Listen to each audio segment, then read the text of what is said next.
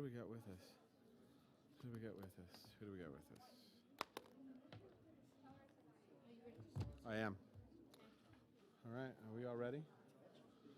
All right. Good morning, ladies and gentlemen. I'm going to call to order the March 14th meeting of the Washoe County Board of Commissioners. At this time, if I could ask, Mr. Sam Hicks, would you lead us in a salute to the flag? Incident Commander Sam Hicks, I'm sorry. Allegiance to the flag of the United States of America and to the republic for which it stands, one nation, under God, indivisible, with liberty and justice for all. Thank you, Mr. Hicks. Appreciate it. Madam Clerk, can I get a roll call? Certainly, Mr. Chairman. Bob Lucy, Chair. Here. Marcia Burke-Bigler, Vice Chair. Here. Kitty Jung. Present. Von Hartung. Here. Jeannie Herman. Here. County Manager John Slaughter. Present. Assistant District Attorney Paul Liparelli. Here. I'm Nancy Parent, County Clerk. You have a quorum, Mr. Chair. Thank you very much. Mr. Manager. Mr. Chair, item 3 is our next item, which is public comment. Comment heard under this item is limited to 3 minutes per person and may pertain to matters both on and off the commission agenda. The commission will also hear public comment during individual action items, with comment limited to 3 minutes per person, and comments are to be made to the commission as a whole. Madam Clerk, will you call public comment? Certainly. First up is Tammy Holtstill, followed by Katie Green. And Ms. Holtstill provided a handout, which I'll distribute to the board.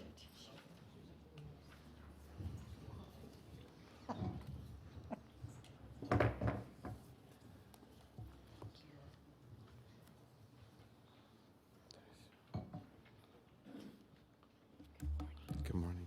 Good morning, Ms. Holt.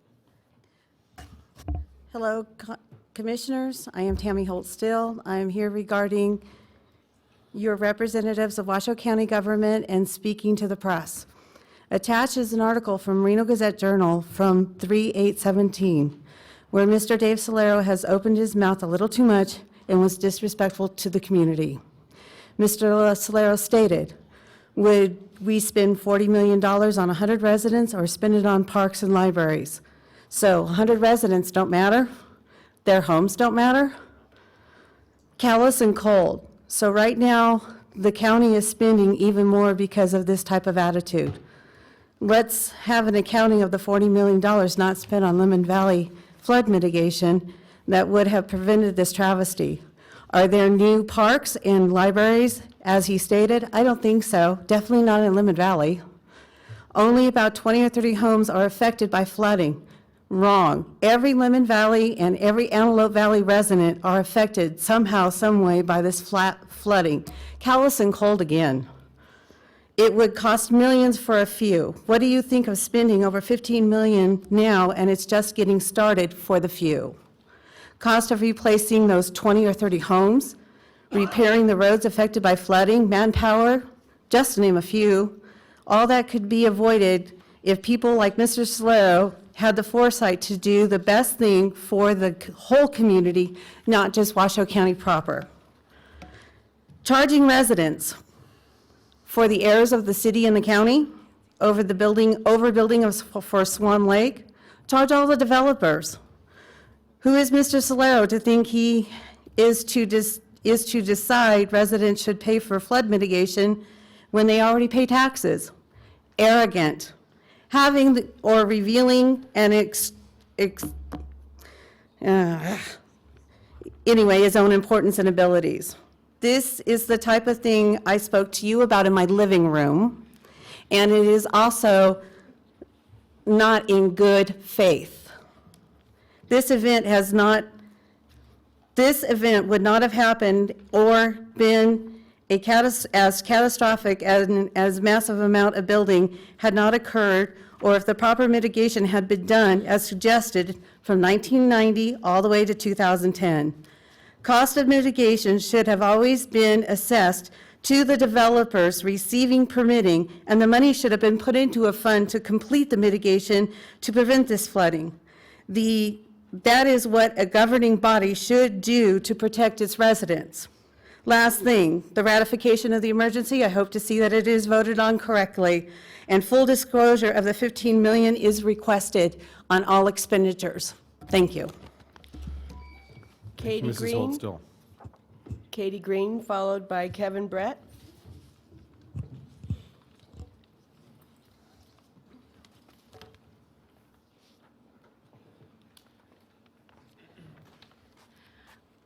I don't think I need my 3 minutes. I just ended up finding the person that can help me. So I just want to come up and tell you that. Thank you. Thank you very much. Kevin Britt, followed by Donna Peterson.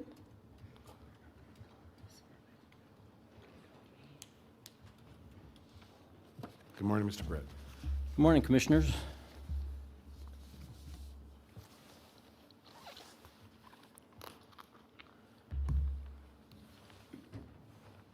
I live at 132 Waterford Court in Reno. That's in the St. James Village area in the Galena Forest. I'm here to talk about the new waste management recycling program, specifically how it affects the purchasing extra bags for yard waste and scraps, things like that.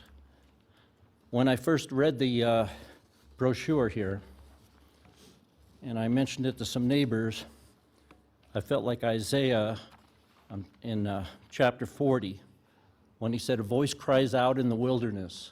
We're living up in the mountains here with 30 pine trees surrounding my house. I kind of felt that way.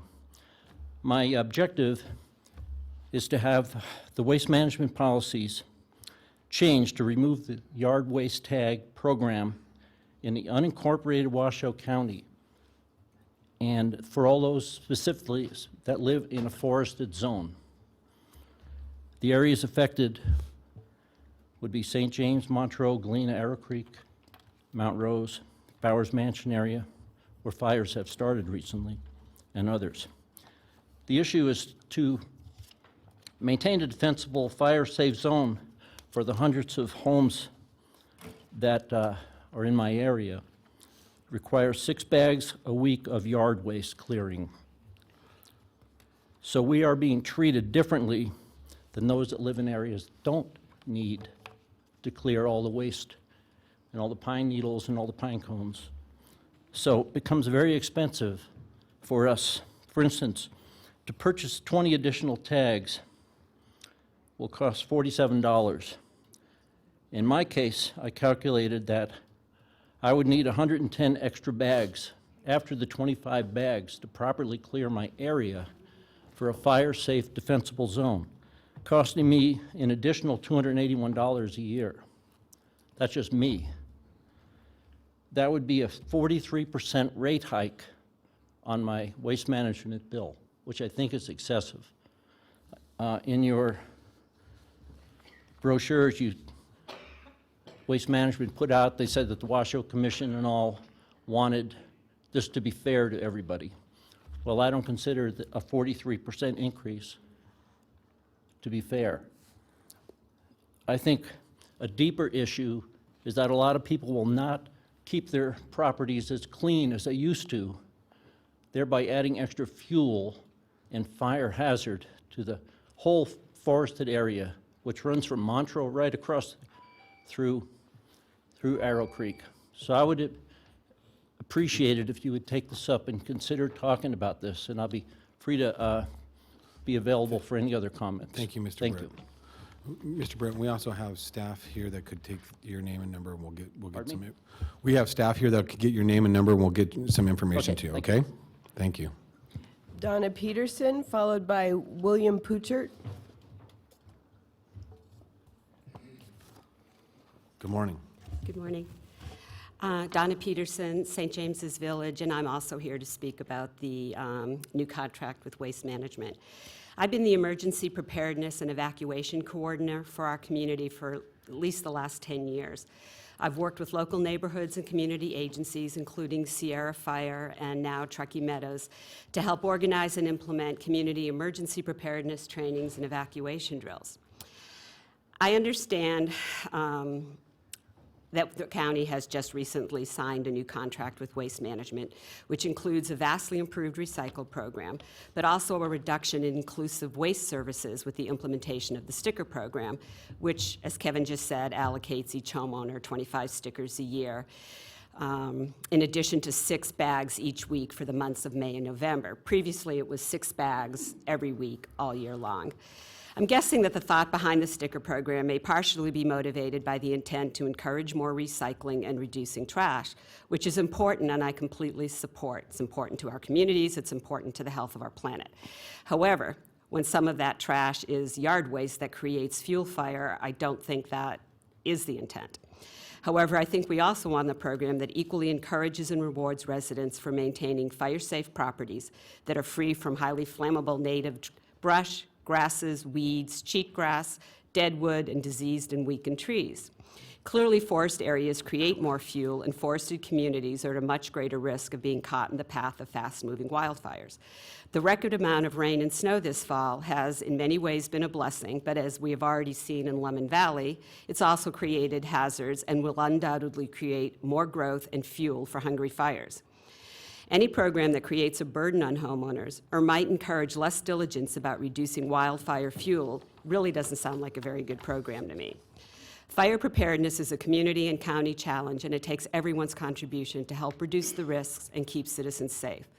I'm here to urge the board to direct management, county management, to work with Waste Management to amend this sticker program and develop a more user-friendly and less economically burdensome system. One ideal solution might be to allow the 6 bags per week from May through November, not just May and November, and then maybe reduce the number of stickers for the rest of the year to some number less than 25. Another option, which would be my second suggestion, but is to at least reduce the cost of the sticker program to make it less burdensome. Fire season is rapidly approaching. I know that Chief Moore and I are going to meet soon to discuss preparedness trainings again, and it would be great for us all to implement diligent procedures, reduce risk, implement safe, sound procedures, and be prepared to confront the worst possible scenario as a united community. Thank you very much. I appreciate it. William Puchert, followed by Patricia Puchert.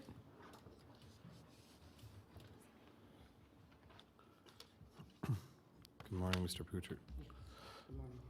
Do I put this here? Yeah, there he is. Perfect.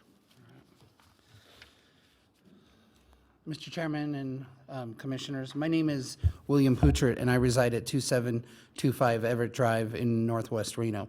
The back of my home is adjacent to the Mountain View Cemetery, which has begun to construct an illegal sign that obstructs our views and the views of my neighbors of the beautiful Sierras and have greatly impacted our quality of life.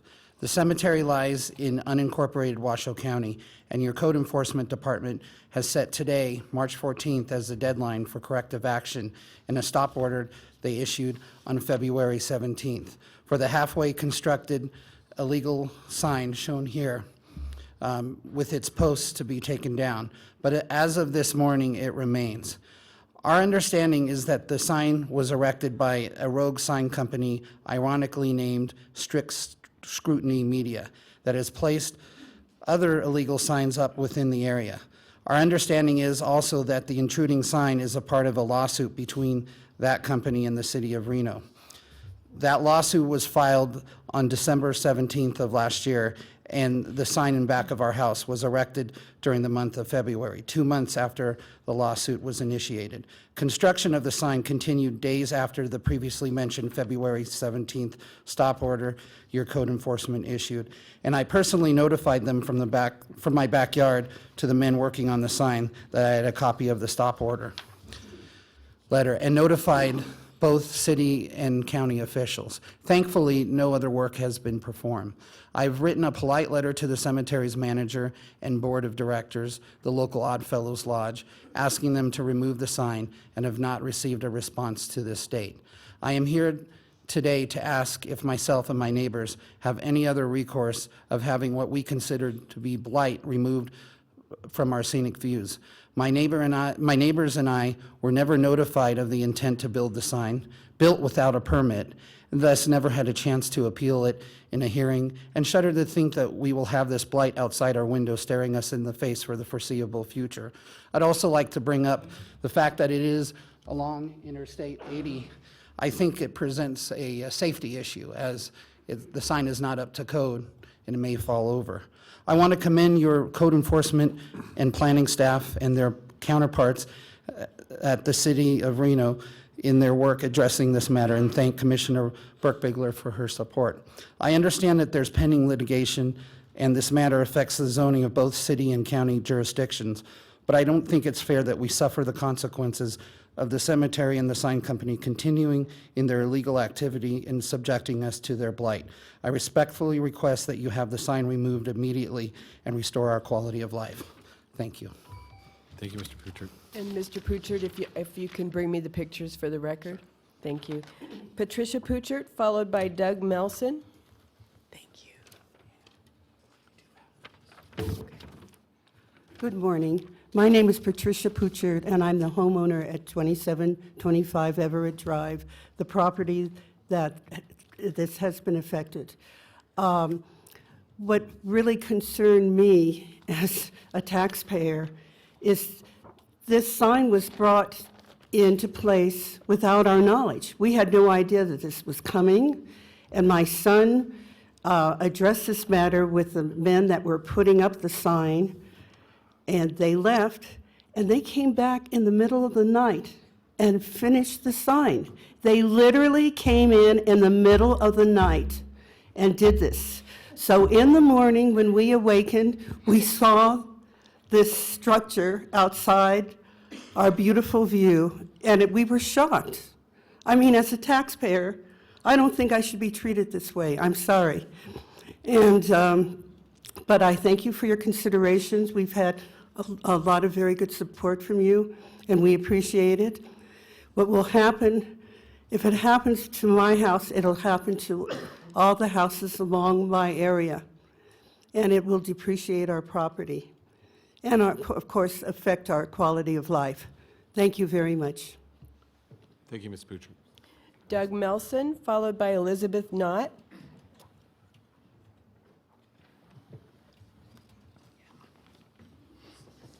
Good morning, Mr. Good morning, Commissioner and Commissioners. I'm Doug Melson, reside at 1355 Blue Spruce Road, up in Galena Forest, and Galena Forest 1. And I'm here to address the new contract also with Waste Management. I served for over 10 years as the fuels mitigation facilitator, I guess, between the residents of Galena 1 and the fire departments, various ones that were responsible or helping us get at control and manage our fuels problem up there. And I would say, first of all, that I have a mea culpa. I was totally unaware that there was an agenda item last fall where this item initially came up before the contract was signed. And because I don't monitor the county's webpage daily, I missed it. I wish I had, because it may have been able to save your staff and us a lot of time in getting this thing straightened out. Should put on my telescopes first here. Forgot about that. I didn't learn of the details, as did most of the residents up there, until we got the pamphlet previously referred to from Waste Management, and was somewhat taken aback by the details of this new contracts. It would have been nice to have had a little heads up on that. I must say that Waste Management, over the 10 years that I've been involved in this program, has done a bang-up job. They've been very crucial, actually, to the success of the program. And I have to say that we've made tremendous amount of progress in getting our hands around the situation that was up there 10, 15 years ago in the forested area there. We had a severe problem. Waste Management played a crucial role in making that less of a problem than it used to be.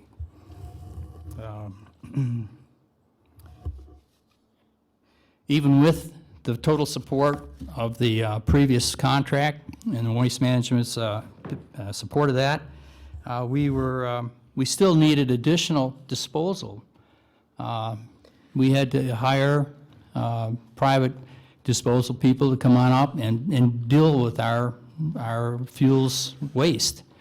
Even with 7 bags a week, it wasn't enough to keep that under control.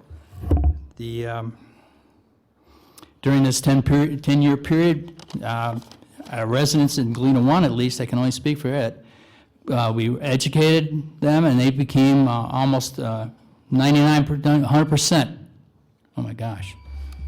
I just want to close by saying it's a shame to lose all of the progress that we've made and the momentum that we've achieved over these years with all of our residents getting behind it and supporting it completely. This new contract works contrary to that progress, and we request a little bit of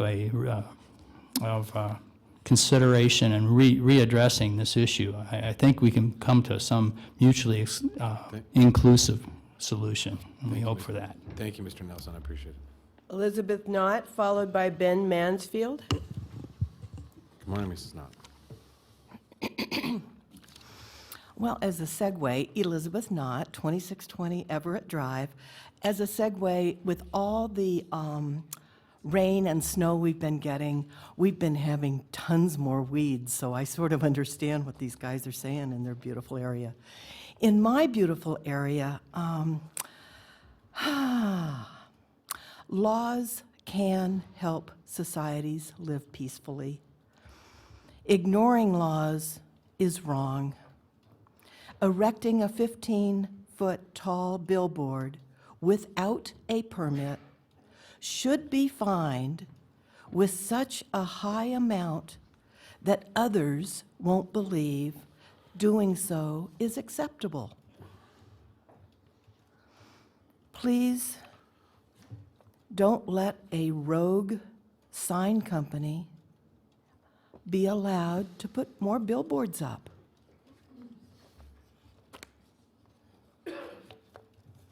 Guess I'll get back to pulling my weeds. Bye. Thank you, Mr. Ben Mansfield, followed by Carol Mansfield. I'm on the billboard, and they've already said what I was going to say, so you can go on. And Carol Mansfield.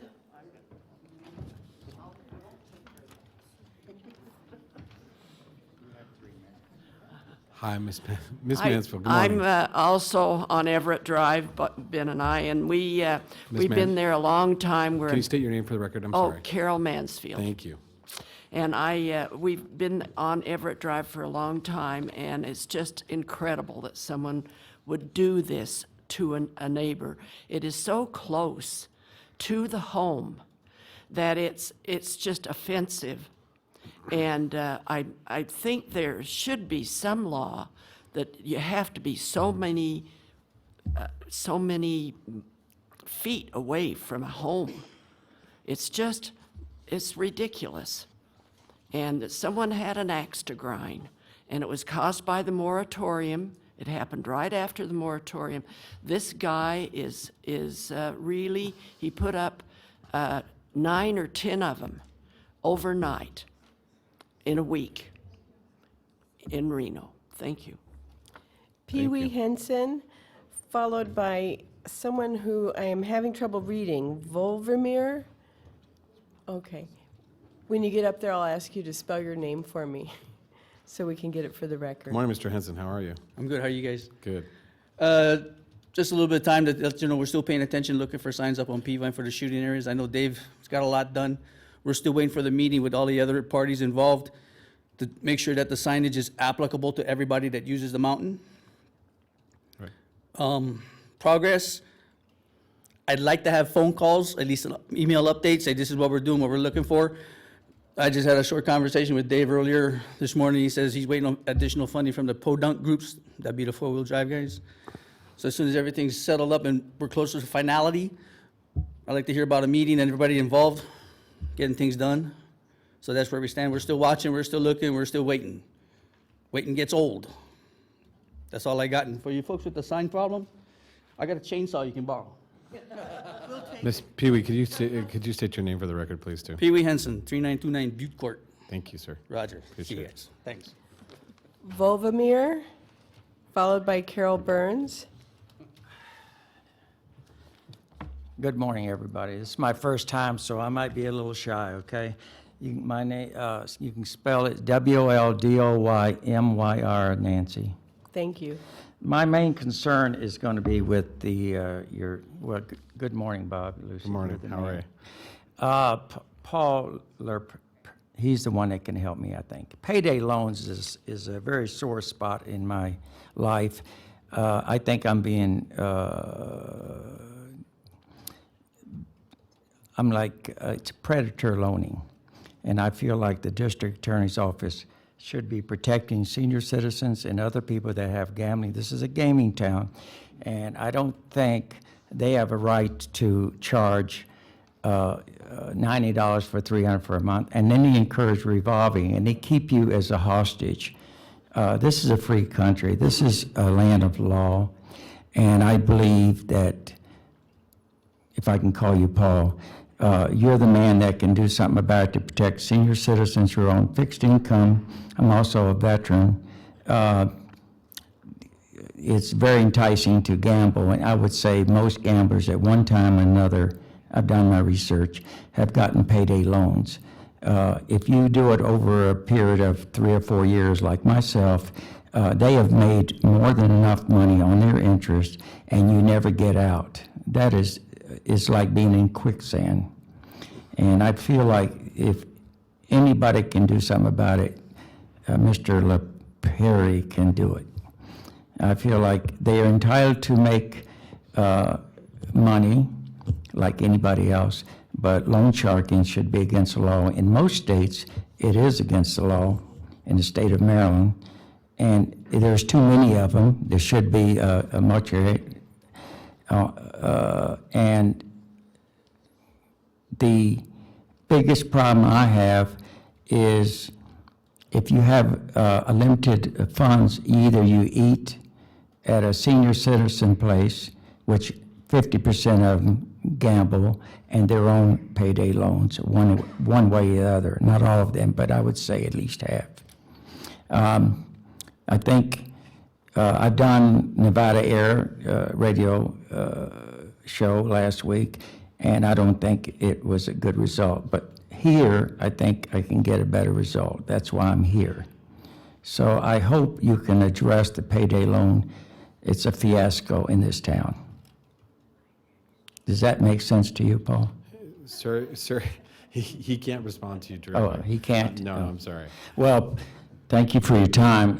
You're very hospitable, and you're doing a good job, Bob. Thank you, sir. Appreciate it. Let Carol? the record reflect, Mr. Chairman, that he called me the man. Duly noted, sir. Duly noted. Thank you. Carol Burns, followed by Vicky Maltman. Good morning, Ms. Burns. Good morning. My name is Carol Burns. I'm a resident of Washoe County, 15 Columbine Court. I have here an award that I received in the year 2000 and November of 2000. This was for us to try and get more money for our parks, and I believe it was the bond for the May Arboretum and the Botanical Gardens in San Rafael Park. And I'm speaking in budget terms today, which is, I may be too late or too late, or too early or too late, but I hope not. I have spoken with them, and they are in desperate need of getting their budget returned. In 2007, you cut 60% of their budget. That was a lot of money, thousands, millions. Since then, we are now at 2017. We have gotten some return to the budget. However, we're having all sorts of problems with our supplies, with our materials, and our machinery. I don't know how long a mower lasts. I don't imagine it lasts as long as a car, because it does have a harder job. But we need to get our budget increased for the May Arboretum and the Botanical Society, Botanical Gardens. We are being noted all over the United States now for our Arboretum, and we're every year succeeding in getting into a better category. Hopefully, someday people will come here to look at our gardens, not our casinos. It would be a novelty, but it is beautiful. If none of you have ever been there, you need to go and see what we have done. And what we need the money for more. Please, thank you. Thank you. Vicky Maltman, followed by Nikki Berry. Good morning, Ms. Maltman. Good morning. My name is Vicki Maltman. I'm a Washoe County resident. I want to thank Commissioner Jung for trying to take care of the problem I have outside of my house with the ditches and the road falling into the ditches. But I do want to ask that in the effort of communication, that when something is submitted or a question is asked or there are problems, that when staff is notified, they at least communicate that they've heard what you've said. I realize Lemon Valley is far worse than I am, but it is very difficult for my husband and I to get in and out of our driveway right now because everything has gone into the ditch, or ditches, I should say. My son's tried to help as much as he can, but I would appreciate just a phone call saying, you know, you're on our list. And it may take us a couple of months to get to you, but we will get there. And that's my biggest complaint about when there are complaints made to staff, that there's no response. And then just one day, sometime down the road, they'll show up. I think you have enough staff that they can make a few phone calls and say, yes, we're aware of your situation. Thank you. Thank you, Ms. Maltman. Nikki Berry.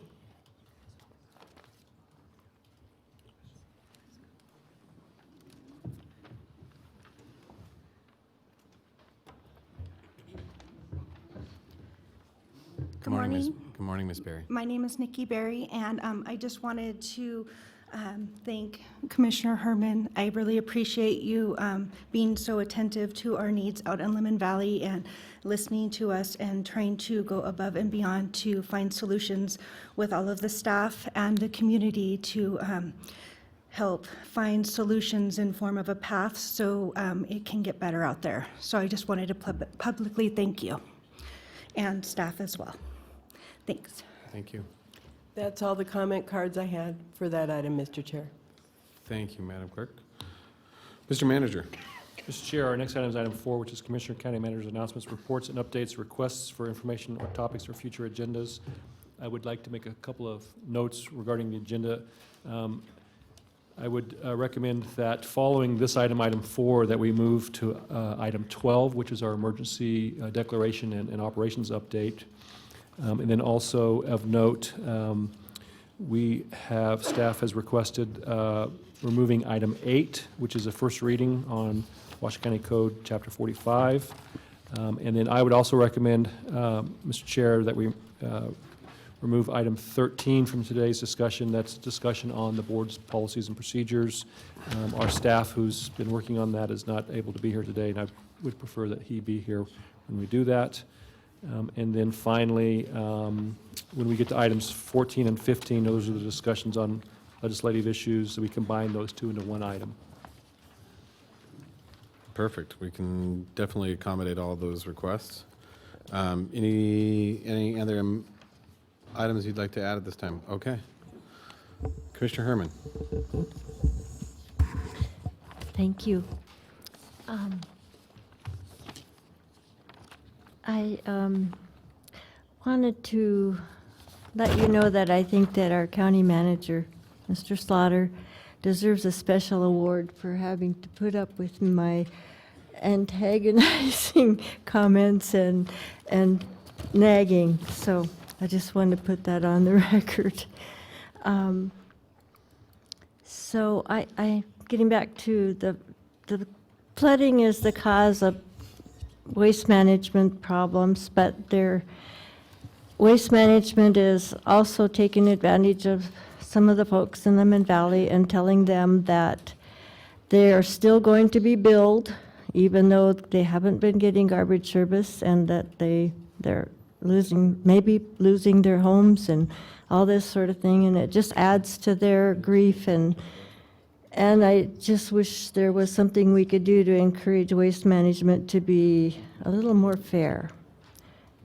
Rancho Haven has a little lesser problem with that, but they also deserve maybe some credits to their accounts or some benefit from not getting that service.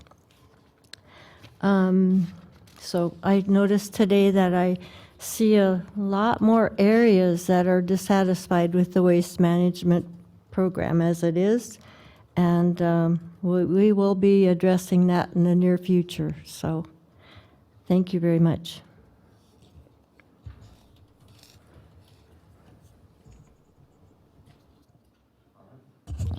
Commissioner Hartung. Thank you, Mr. Chair. I have several things, some of which will need a 2-hour staff time rule. One is, I'll just go down the line, they are not listed in levels of importance. Speeding on Nicole, the traffic on Nicole, we still have speeders using Nicole as a workaround. And I'd like staff to bring back some options, whether it's solar-powered radar signs, speed bumps, or even blocking Nicole off at Missy. That still is, I believe, a tenable option. So we really need to resolve this before someone gets hurt. And the road is so narrow, we really have to take action fairly quickly here. And they complained last school year, we let it go all summer, we didn't do anything, and now we're halfway through the school year again, so we've got to have some resolve there. Given the cost of property damage due to localized flooding in the region, is it possible, and this is a question for Mr. Schiller and probably our grant staff, is it possible to create a program to assist low-income property owners with flood insurance? This would protect both the property owner and the county from a liability to catastrophic loss due to flooding. So if there was some way that we could potentially assist them with their flood insurance, and they have to be low income, I think that it could potentially save the county a substantial amount of money. Just a question. Where are we on our Washoe County alarm fee issue? As we know, an overabundance of late fee notices were erroneously issued. More than 1,600 were issued of late fees that were erroneous, that they were not late at all. I request ATB to come before us and give a full accounting of all the fees, including the late fees that were collected. And if a late fee was erroneously collected, I want it refunded immediately. And if ATB chooses not to comply and come before us, I want the contract terminated, and let's send it out for bid again. There's just no reason for the number of late fees that were sent out. And they've given all manner of excuses, by the way. I received a late fee. They told me that it was due to mail. Another resident, they said that it was due to a computer glitch. So they don't really have their stories straight, even amongst their customers. I, too, am waiting for Waste Management to come back. I'd like to hear some options for larger property owners. We really do have to address this. I don't have the issues of forested lands in Spanish Springs, but we have a big issue with equestrian owners, horse owners. They have a lot of manure that they have to get rid of. So there's issues all over the county, regardless of the demographic and what your desires are. So I think that there's some solutions to be had there. Now my rant. Now my rant. I will call it horologic treachery. We, twice a year, bow down, an obsequious bow to daylight horologic, look it up. It has to do with time and timekeeping. As you know, I'm a horologist, and that is not a dirty word. Horology is my passion. I'm a clock collector, okay? And we endeavor in this horologic treachery of daylight savings time twice a year. We do an obsequious bow to for some reason of which no one can really give you a good explanation. We change our clocks to save time. We still have the same amount of time every single day. I would suggest we ask the legislature to decide what time it is and let's leave it there, as does Arizona, as does Hawaii, and parts of Indiana. So it's a huge loss in productivity. I'll bet you if we start polling our staff, you'll find that people are tired this time of year. Yeah, they gain a little bit in the fall, but it's not enough. So, forgive my soliloquy. Thank you, Mr. Chair. Thank you, Commissioner Hartung. Commissioner Jung. Well, she's come back. She's coming back. We're coming back to the middle. Thank you. Is that okay? Thank you, Mr. It's fine, thank you. All right. Thank you, Mr. Chairman. I just have a couple of add-ons to the waste management conversation, and I feel like since waste management is taking some heat right now from Reno City Council, this might be the time that we tell them what we want rather than the recipe book that they want to have us. So I would rather staff spend 2 hours or more time researching not what waste management says is best practices, because they change in every community what their best practices are. Just so you know. They knew that single stream recycling works, but they made Reno pay in my neighborhood extra to see if people will do it. They know that. They're an international company. They know exactly what to do in a forest area.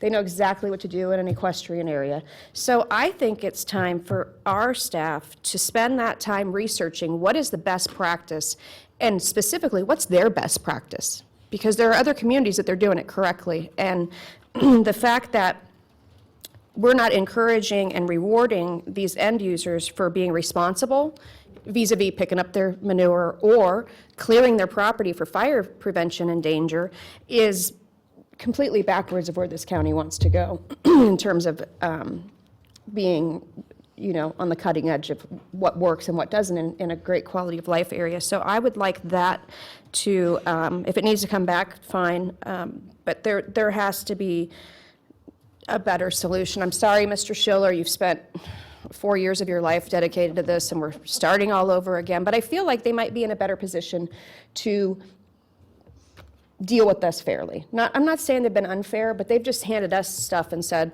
this is what you're going to get, and you're going to like it, and treating us like one size fits all, which we're not. Peavine, I would like an update on when we are going to have that face-to-face meeting with the podunks and the all of the end users and that conversation, Mr. Solaro, that we started a couple years ago. That needs to be top of mind. I don't know what we can do about payday loan or loan sharking, but I'm wondering if we should get a hold of one of our legislators and see if they want to carry something about it. I think that a couple sessions ago, they did try to knock down some of that payday loan, and I think that the lobbyists just ate that up and it went away. And in a gambling town, that's like the worst thing you could have, right? I mean, I'm not saying that they don't exist for a purpose. Some people need a payday loan. It happens. Not everybody can be rich like the rest of you. So payday loans are necessary for people, and it can be, I'm joking you, and it can be a stopgap for a family.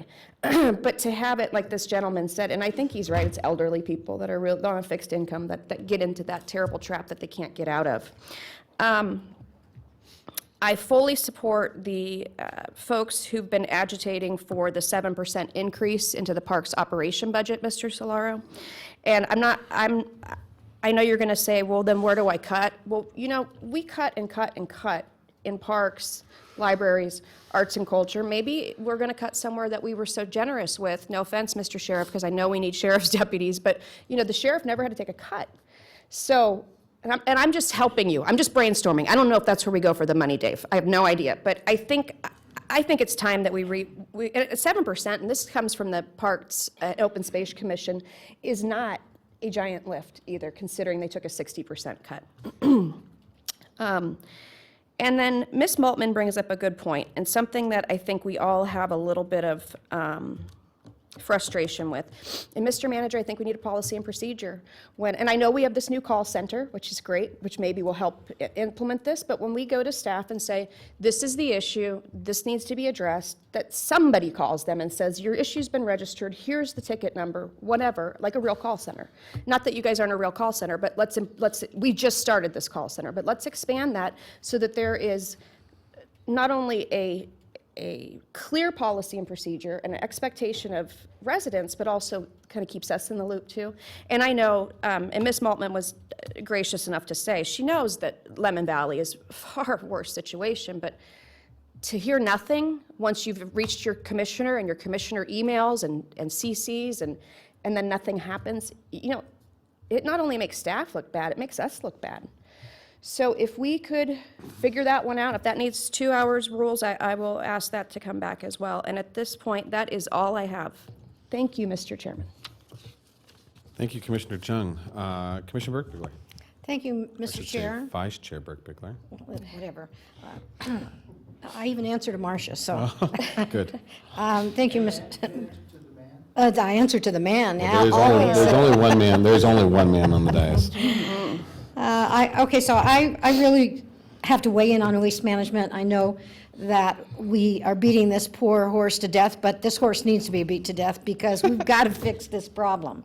And I did have a meeting this week with, or last week actually, with some representatives from Waste Management. I know Mr. Schiller has been meeting with Waste Management continuously, and this problem's got to be resolved. And I'm not sure how we're going to resolve it, but we need to bring it back to the board, and we need to really hash this issue out all over again, because they're not only using the excuse of the floodwaters out in Lemon Valley to not pick up trash, but they're using, and Incline Village is not even under our franchise, but Incline Village, they're billing them, but they're not picking up the trash because we're not clearing the roads from the snow. Now, it's interesting that the fire trucks can get in there, the ambulances can get in there, and the sheriff's deputies can get in there, but you can't get a waste management truck into some of these roads. And that's just, I'm sorry, that excuse doesn't hold water for me. And so, you know, something's got to be done about this. And so I'll just put my comments, and I've spent a lot of time with Mr. Schiller talking to him about it. He's probably sick to death of my texts. I'm texting him all the time on stuff, so on it, because it's just continuous. It's coming at us in every part of the community.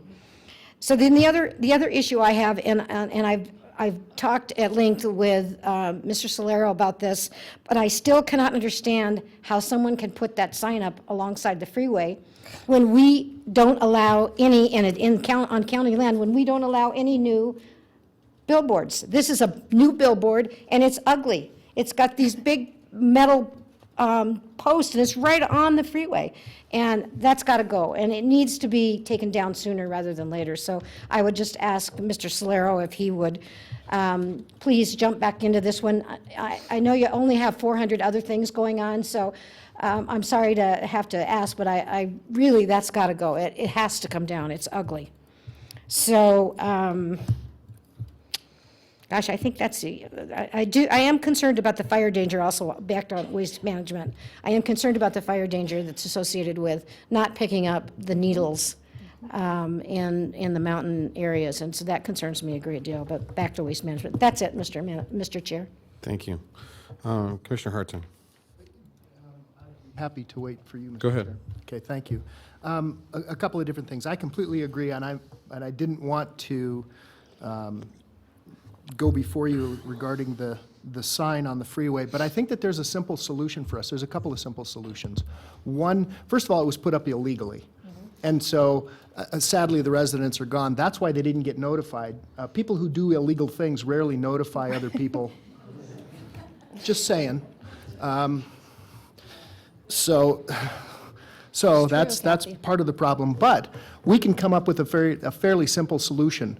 One, we will direct the property owner that the sign is erected on to remove the sign immediately. We'll give them a period of time that they will remove it. If it's not removed, not only will we fine them a fairly hefty fine, we will send a crew out and have it removed and charge them for it. So that's a fairly simple solution, and I think we can amend our sign code especially for illegal stuff. That's a problem. Illegal anything, doesn't matter what it is. When it's illegal, it's illegal. And then the last thing, one thing I did want to mention, and I forgot to mention this, my folks live in Cave Creek, Scottsdale essentially. With their receipt, paid receipt for garbage, they can take as much to the dump as they want, and it's free. And I'm 98% positive they are Waste Management. I will confirm with my 89-year-old mother today, but and they both still live on their own, but I will confirm with them. But I know that we had this conversation, so I think that that's something that we need to look at in our region. And that's it. Thank you, Mr. Chair. Thank you. Oh, and one last thing. I agree with Commissioner Jung.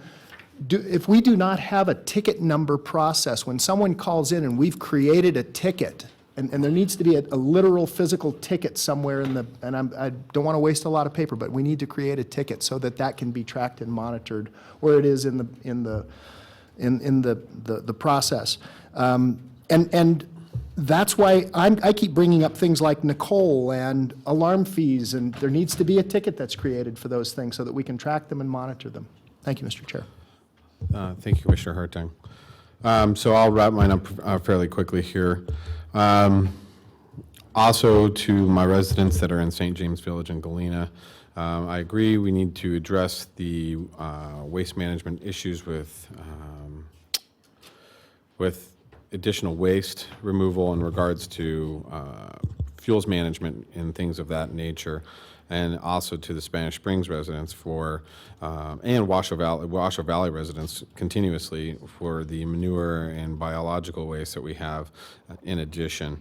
We need to find those options. And for everybody's understanding, we still have not executed that agreement, so to speak. We did agree to the agreement on the contingents of some language being changed, but that agreement still has not been executed. So we still are looking for staff to work with Waste Management and bring that back to us.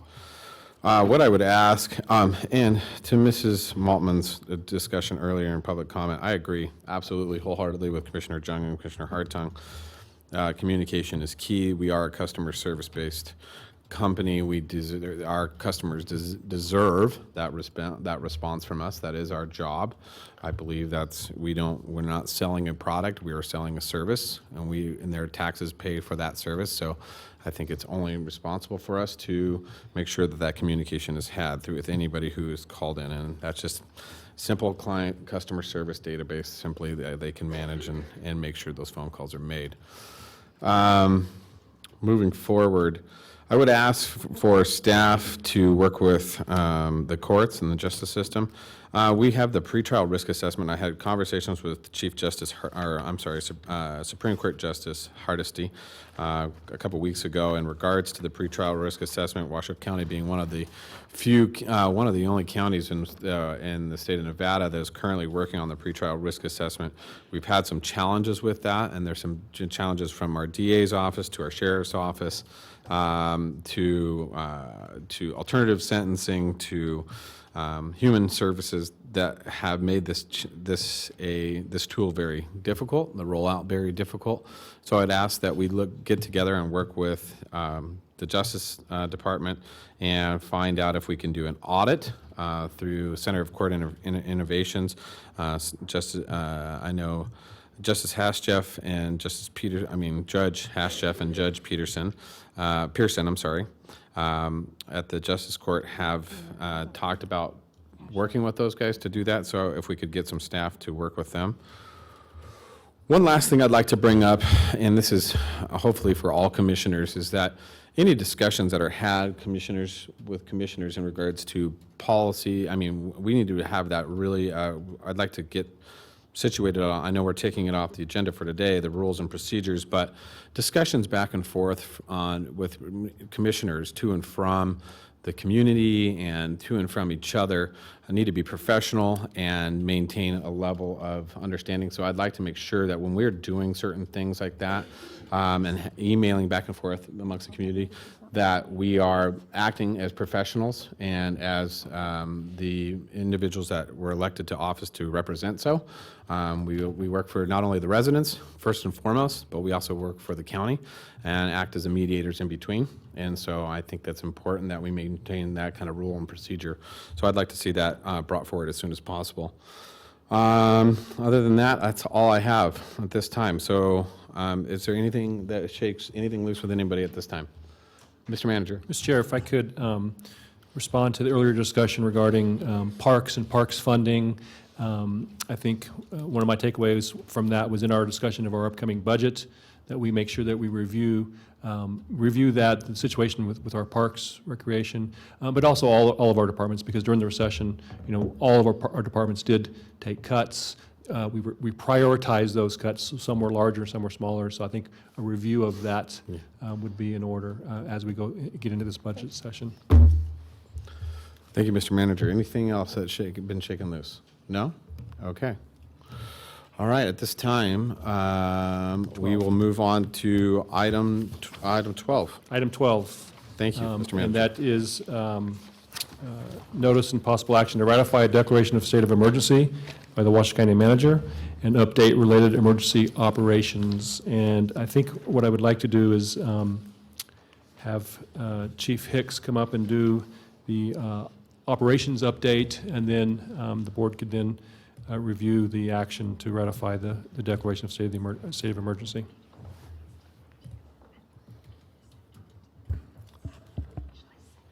Good morning, Chairman Lucy, fellow commissioners. Before I start, I had mailed out a map last night to the chambers. Did you guys all? Thank you. Okay.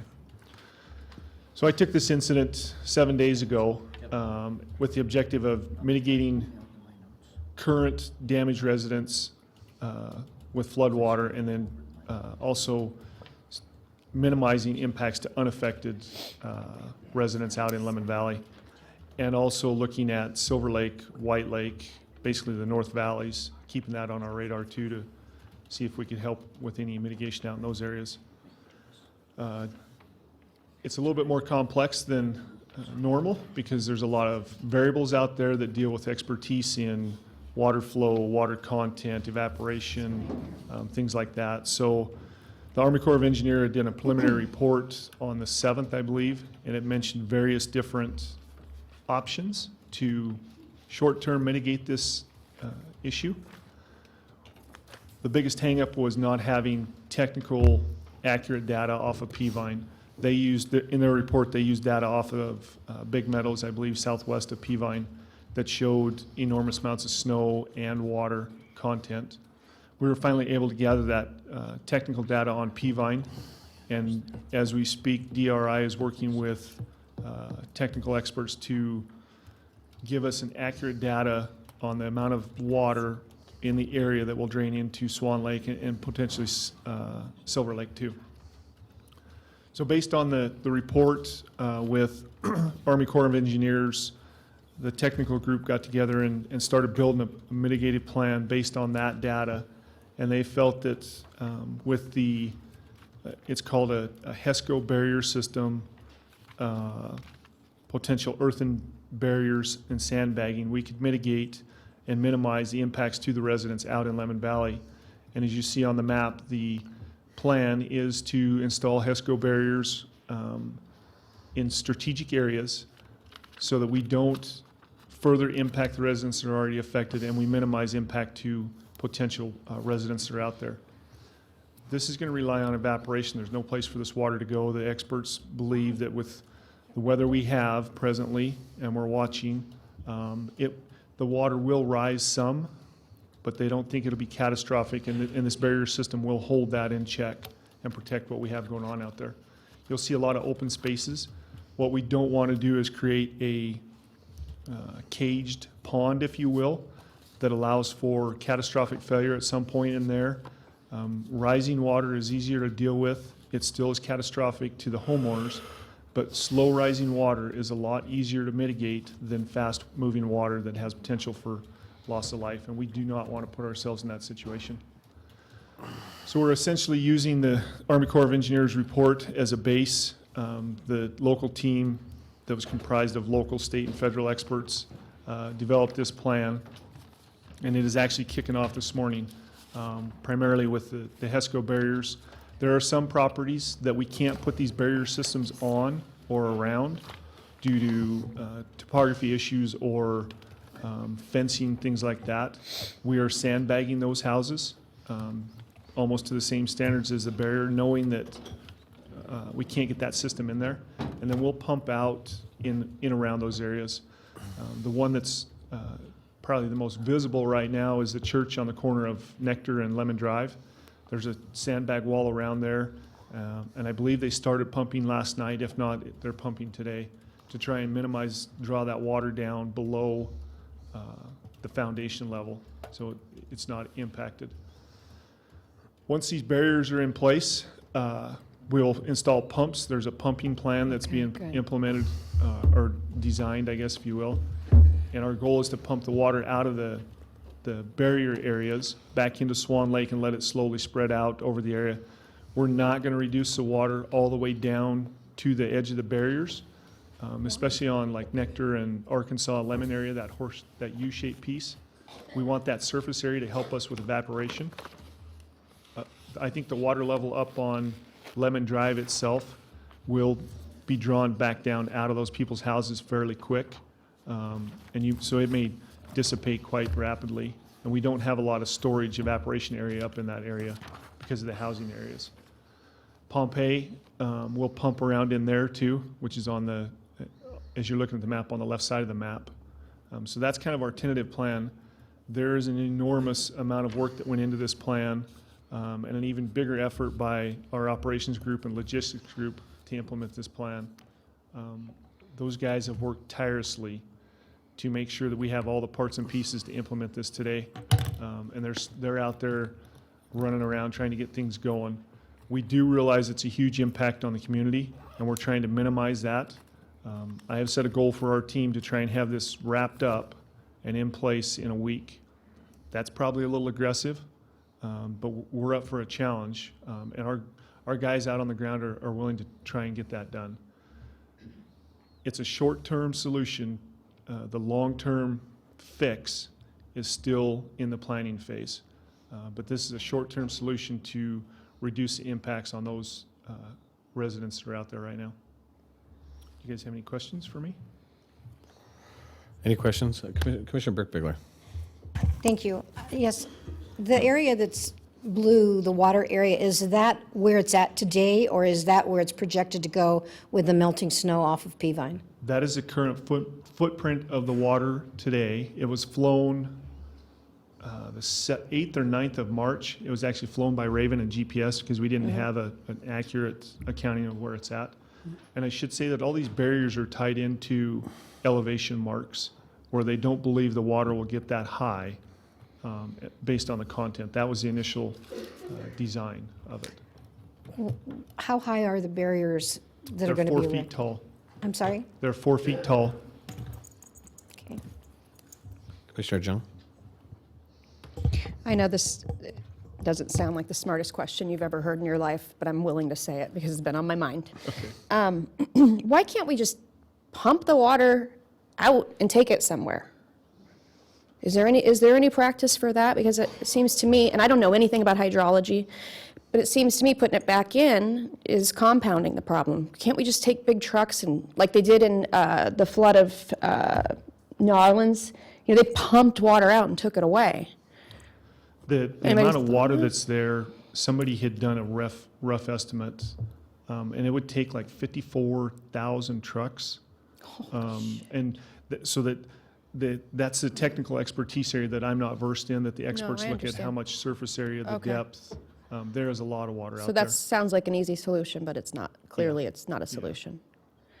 And then, of course, we got to get through this before we start planning the future. But what is the plan once we're dried out? Is there federal mitigation dollars? Is there a way to relocate people? Because it seems to me, and I know this is a 100-year flood, I don't know if people should be living there, honestly.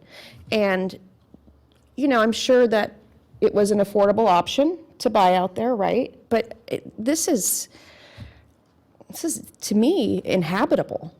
I mean, the bugs and the sewage and it's got to be a nightmare for these people living there, and third world country-esque to me. And I know we're doing our best. I'm not beating up county. That's not the point, but there has to be an end game of inducing them vis-a-vis flood money or however we get it to similarly situate people off that and then designate it as non-developable land. That's a policy question. I'm just pontificating. You don't have to answer that. But eventually there has to be a plan and some money and some calculations. And, you know, it is true we only have so much money from the general fund to deal with all residents. But this seems to me like I don't want to just keep putting a Band-Aid on people like this and see them endure this. And they flood a lot. I know they're used to it, but this is, of course, a 100-year flood. So it's big, and it's been wet everywhere. We're all, you know, saturated. But I just want to know, and I don't want to get ahead of you guys because I know you're in a crisis mode right now. I want to know what the plan is and what resources are out there from the state, from the feds, from whatever, to do some relocation. Not all of them, obviously, but there's some, I'm sure you could identify a good 10 homes that you would have never approved for being built there. So if we could come back and have that conversation, I would appreciate that. I know messaging and communications have been doing all this, and I read all of their communications. I just had a couple of dumb questions, and I'm looking for, as always, just a solution and a permanent solution. And I want to commend you too, because I know I get emails from you like at 11 o'clock at night, wrapping up the day's issues on Friday night and Saturday night, you know. And so I know everybody's pulling their weight. Mr. Solaro, who kind of takes a beating here in public because he's the public face. His heart's good. He's a good worker. Miss Commissioner Herman, the chairman that schluffed out there to take a beating. I think you got a little bit of one. My dad showed me some video. So I want to extend to the first responders and law enforcement and waste management and Nancy Lewinhagen's group, and the poor manager comes home from a conference, and the poor commissioner comes home from a conference to this just blowing up, and then the chairman. So it's been difficult, but I think that we'll get towards it. I want a solution. I don't want to talk about this really anymore, and I'm sure these residents don't either. They're sick of it. I'd be sick of it. So thank you, Mr. Chairman. Thank you, Commissioner Jung. Commissioner Burke-Bigler. Thank you, Mr. Chair. The one thing that concerns me still is that this is a dry lake bed, so this water is coming from underneath. It's not water that's falling down, it's water that filled up the water table. So how is that going to change? I mean, you can pump the water out, but isn't it just going to come back up, the water table going to come back up? Ma'am, I can't answer that directly because that's not my area of expertise. I know that the hydrologists are looking at that, and there's so many variables in there. It was explained to me where I understood it is that, you know, it's a bathtub that's overflowing, and we have no place to put that water. And you are very well correct. It is pushing up some groundwater in places. It's coming off the mountain, and it's stuck in this bowl, and we don't have any place to put it. So that, you know, and that would go back to the long-term solution planning that's ongoing, and that will take a while, I believe. It's going to involve a lot of expertise on how to fix that problem. Well, I just want to tell you that I really appreciate everything you've done and everything the whole troop has done. The county staff have really put a lot of time and effort in trying to resolve these problems, and you know, it's hard. I feel real pain for the people who are living out there, but I appreciate what the staff is doing. So thank you for everything you're doing. Thank you. I appreciate that. Commissioner Hartung. Thank you, Mr. Chairman. And I couldn't agree more with Commissioner Jung and Commissioner Burke-Bigler. our staff has done a great job. Mr. Solero, I think you've really earned your keep, as has Mr. Smith, and I'm not trying to single the two of you out, Mr. Hicks, numerous others that have worked very diligently on this. This is a tough one, and no different. You know, we've talked about this at the Flood Management Authority for a long time. When we have to understand that regardless of what mitigation we put in place, it will not endure every single event. It doesn't matter what we do, something bigger can come along. So it's going to be a tough scenario to determine exactly what we need to do. But that's why, in fact, we have Mr. Aldine here to talk about some regional efforts. And I think that it's time to have this conversation. I would like to just take one more opportunity to thank the Echeverria and Wilmerink families. You guys probably aren't aware of this, but they've made available to us some 100,000 cubic yards of sand and material for free, and all we have to do is transport it. They have a parcel that is just outside of Stead, and they've given us this material for free. And by the way, I don't know what this works out to, but it's a savings of about $6 or $7 a ton, which is probably about a cubic yard, maybe even a little less than that. So it's a tremendous opportunity for us. And I know we had set some things into play. I know Mr. Smith was corresponding with one of their representatives, so I'm hoping that we'll be able to use that material, but I just wanted to publicly say thank you to them. And that's all I have. Thank you, Mr. Chair. Thank you, Commissioner Hartung. Commissioner Herman, do you have anything this time? Okay, I just have one quick comment, and I'll let you tear away at that.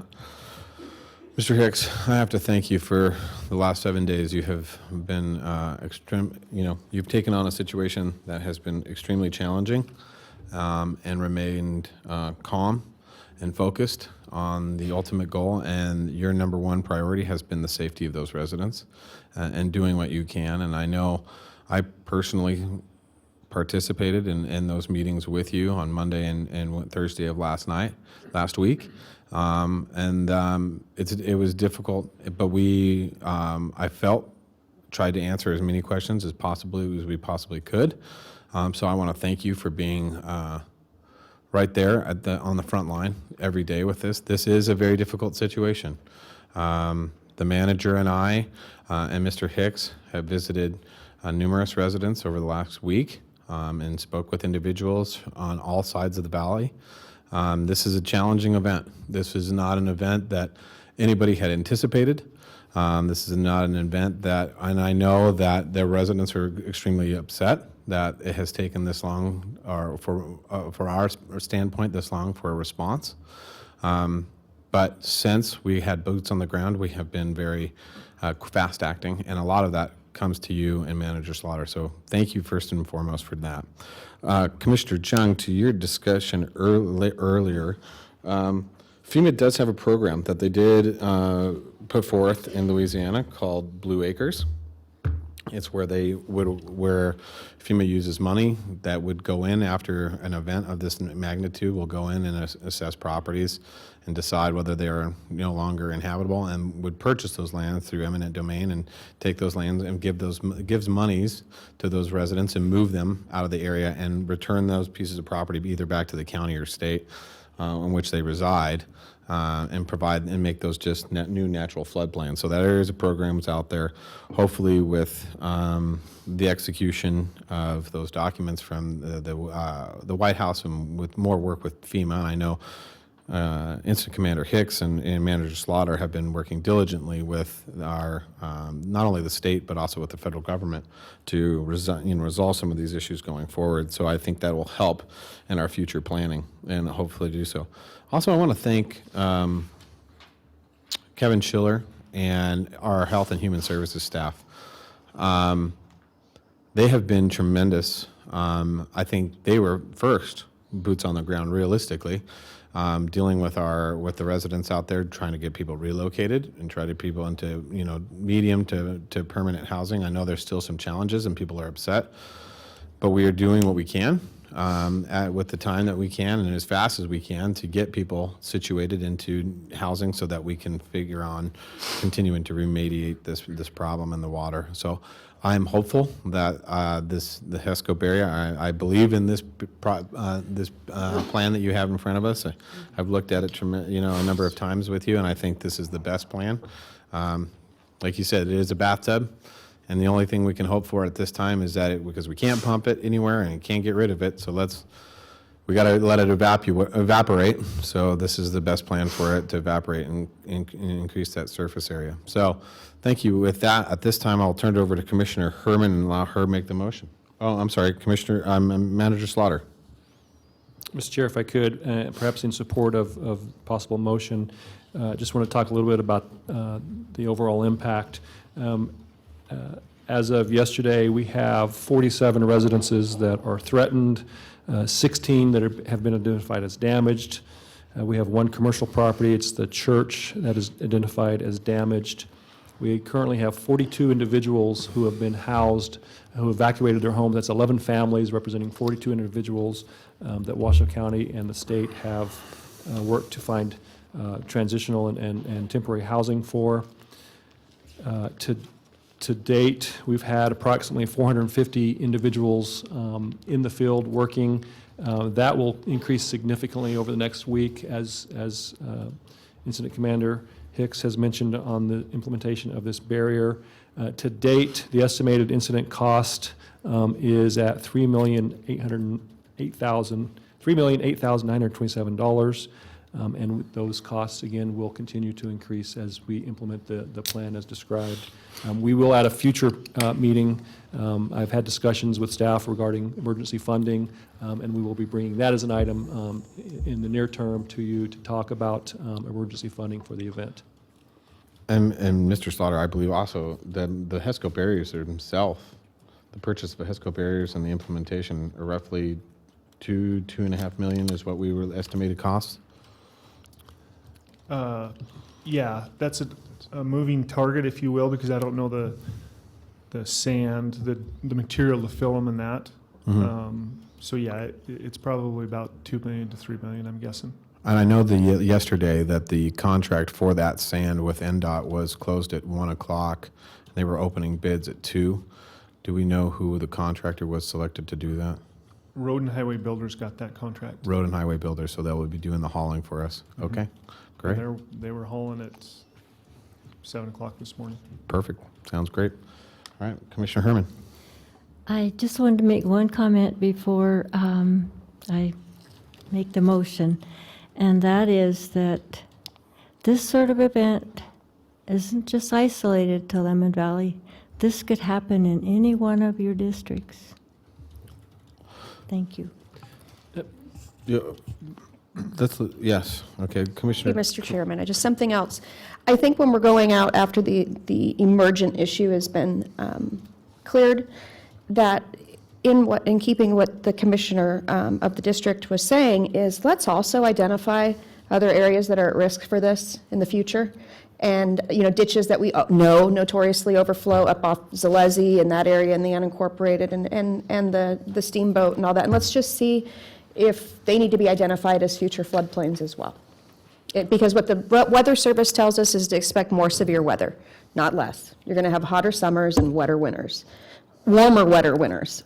So can we also have staff, when we're going out to surveil and survey for FEMA, say, hey, we want to throw these in here too, because this is not sustainable. And I just one addition is that, Manager Slaughter did identify that Silver Lake and Whites Lake are additionally added to that. They are currently in our action plan with Lemon Valley at this time. So those 3 lakes, Mr. Hicks is monitoring all 3 of those currently in the plan.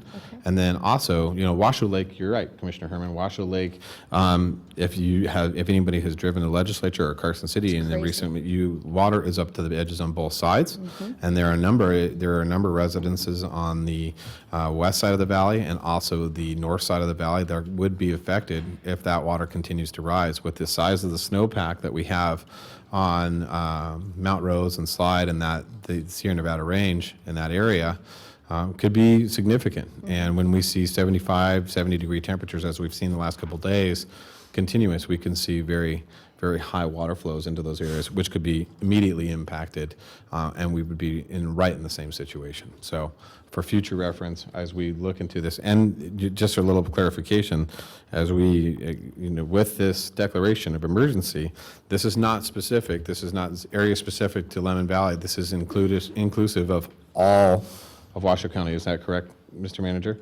It is. And so that any emergent areas that are caused by flooding would be under this umbrella of this emergency declaration. So with that, I'm sorry, Mr. Manager. One additional item I forgot to mention, the emergency declaration, Mr. Chair, and to the board, provides the manager various authorities, and some of those have been exercised. I've made decisions that in a normal situation may have been something that would come to the board. We will be bringing all of those major types of decisions back for ratification as we go through this event.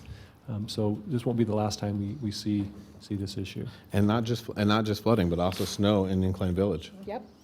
So, Commissioner Hartung. One last thing, Mr. Chair. I've asked for an agenda item on tomorrow morning's Western Regional Water Commission meeting to create a map of the stormwater runoff throughout the region, and it will look at all of the agricultural ditches, all of the terminus lakes. The Western Regional Water is really set up to do these kinds of things, and then they're going to work actually directly with regional planning, because the data out there exists for all of this stuff. It's all there. We have these little sort of mini maps, but we haven't coalesced them into one map where we can look at it on a regional basis. And so I'm anticipating that will be approved by our board in the morning, and we should be able to move fairly quickly on that. Great. Well, with that, Commissioner Herman. And let this be a lesson for us in our future planning for development. Thank you. I would move to receive and accept the declaration of a state of emergency by the Washoe County Manager, ratify the declaration, and direct staff to publicize the declaration as required by WCC 65.320. Second. I have a motion by Commissioner Herman, second by Commissioner Hartung. Do we have any public comment? No, sir. We have no public comment signed in at this time. I have a motion and a second. All those in favor signify by saying aye. Aye. Aye. All those opposed, motion carries unanimously. Thank you, Mr. Hicks. I would just like to say that thank you guys for the opportunity to speak with you today, and the kind words that you spoke go to the guys, the team that we have in place. It's not me. It's everybody you don't see here now. Those people out there, the county folks, social services, all my team, those people are really the ones that are making this possible and doing the phenomenal job. So thank you. Thank you. Mr. Manager. Mr. Chair, next item is your consent agenda. Those appear on the agenda as items 5A through 5F2. Okay. Is there? Second. I have a motion, and I have a second motion by Commissioner Herman. Excuse me. Hold on. Hold on. I can run the meeting. Thank you. I have a motion by Commissioner Hartung, motion by Commissioner Jung. All those in favor signify. No. I'm sorry, public comment. Jeez. Mr. Chairman, All I have, Poor baby. I have one I need person, about 4 people not to talk in my ear at the same time. Kathy Brandhorst. Thank you. Ms. Brandhorst. Sorry. Jeez. You feel my pain? Now, I'm confused. Are we on 5? We are in 5, yes. Okay, thank you. Which one is she talking on? Which item are you talking about? Which item, Ms. Brandhorst? I am going to be talking on 5F1. Thank you. Thank you. My name is Kathy Brandhorst, and I'm also the United States President. I just wanted to tell you, to cover unanticipated expenses for fiscal year 2016 and 2017. The Direct Comptroller's Office to make the appropriate budget. Well, I just wanted to let you know, they have stated net impact to county budget is 0. Yes, we are in a 0 right now because lots of people do not pay rent. They do not pay their gas and electric. We've got a lot of poles and wires out there, and there's no money coming in. If there is money coming in, they will be pocketing this money, and there won't be any way that we could get that money from their pocket. And I just wanted to tell you too, the water needs to be paid also from these people who have the poles and wires put up, but they are not paying the bills. They're not coming in to our office where it's supposed to be. And it's getting really bad because now we're down to 0. If this keeps happening, you need to find out what part of the city that you can collect this money to put it back into the comptroller so we can continue to keep the county open. They're only trying to put us out of business, and that's the only way that they could do it, by stealing all this money and pocketing this money. Because remember, they are on death row, they have no income, they have no jobs, so they cannot continue to actually steal this money and pocket it. And I just wanted to tell you too that even though we are almost to 0, or we are down to 0, this budget must be coming up, I hope, very soon by removing some of the poles and wires. I was watching this one gentleman. He was trying to disconnect the poles and wires from other businesses and also the houses, and in the area would be the... Thank you, Ms. Brandhorst. Thank you. That's all the All right. public comment. Thank you, Madam Clerk. I have a motion and I have a second. All those in favor signify by saying aye. Aye. Aye. All those opposed. Motion carries unanimously. Let the record show that Commissioner Jung was not available for that vote. All right, this time, Mr. Manager. Yes, do we have a block? Should we just move into letting the flood guys do their? We'll just do a quick block vote. Okay? Thanks. Thank you, Mr. Chair. I propose we put in the block vote 7, 9, and possibly 10, if that's acceptable to everybody. 7, 9, and 10. I have, that's a motion? Yes, A it is. motion and for 7, 9, and 10. All those, do I have a second? Second. I have a motion and a second. All those in favor Wait a signify. minute. Chair, I'll read those. I'm sorry, thank you. Item 7 is recommendation to approve setting fees estimated to generate at least an additional $215,000 in general fund revenue in fiscal year 2018, effective May 1, 2017, to be charged and collected for services provided by the Washoe County Regional Medical Examiner's Office, including but not limited to extra-jurisdictional government agencies, businesses, and citizens. Item 9 is ratify the reimbursements requested from the Washoe County, Nevada OPEB Trust for the fiscal years 2015 and 2016, totaling $21,249,089 for retiree health insurance costs to the Washoe County Health Benefits Fund. And item 10 is discussion, possible direction to the Washoe County Manager to utilize 2 or more hours of staff time to initiate a review of Washoe County Code Chapter 5 for a possible modification to the requirements for Citizen Advisory Board membership. Do I have any public comments signed in? We do, Mr. Chairman, for item number 10, Vicki Maltman. Ms. Maltman.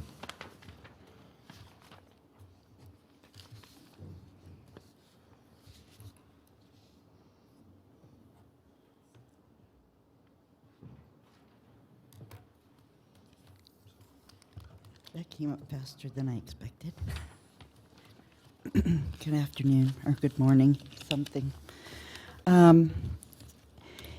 I looked back on citizen advisory membership, and there was can't even think of the word I want. Please excuse me, I have such a sore throat this morning. To make sure that when someone's running for county commission or they're put on the planning commission, that they can no longer be on the citizen advisory board. And I actually spoke with past Commissioner Galloway about that situation.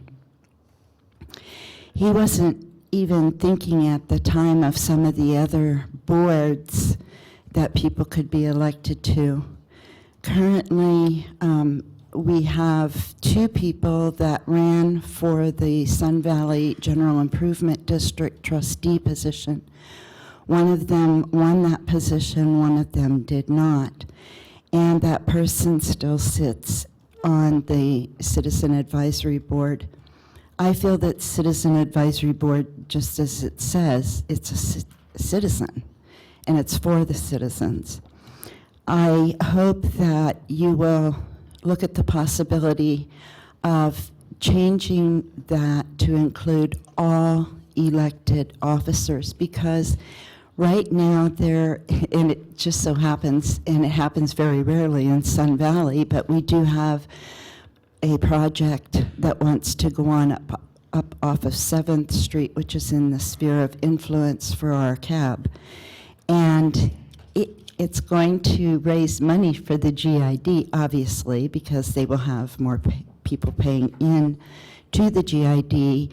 And so I see that there's a little bit of a conflict of interest. Does a trustee push to have something go through so they can grow, or do they sit as a citizen who might have some real problems with this project?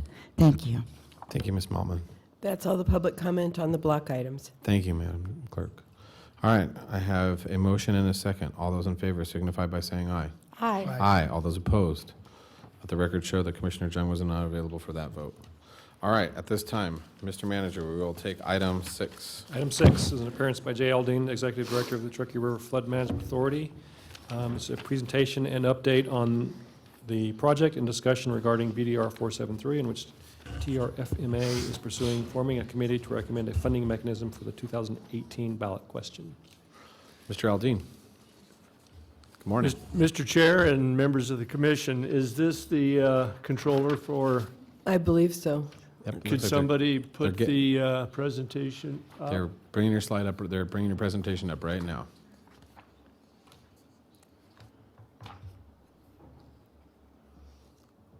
One second here, working through technology.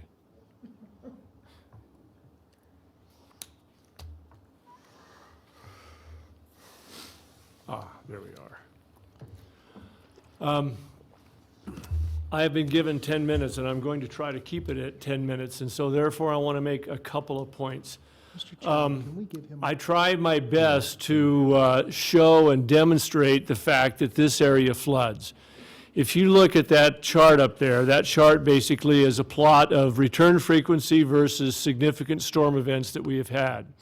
The ones in green are less than 50 year. I consider them minor events. Yes, 2017 January is a minor event.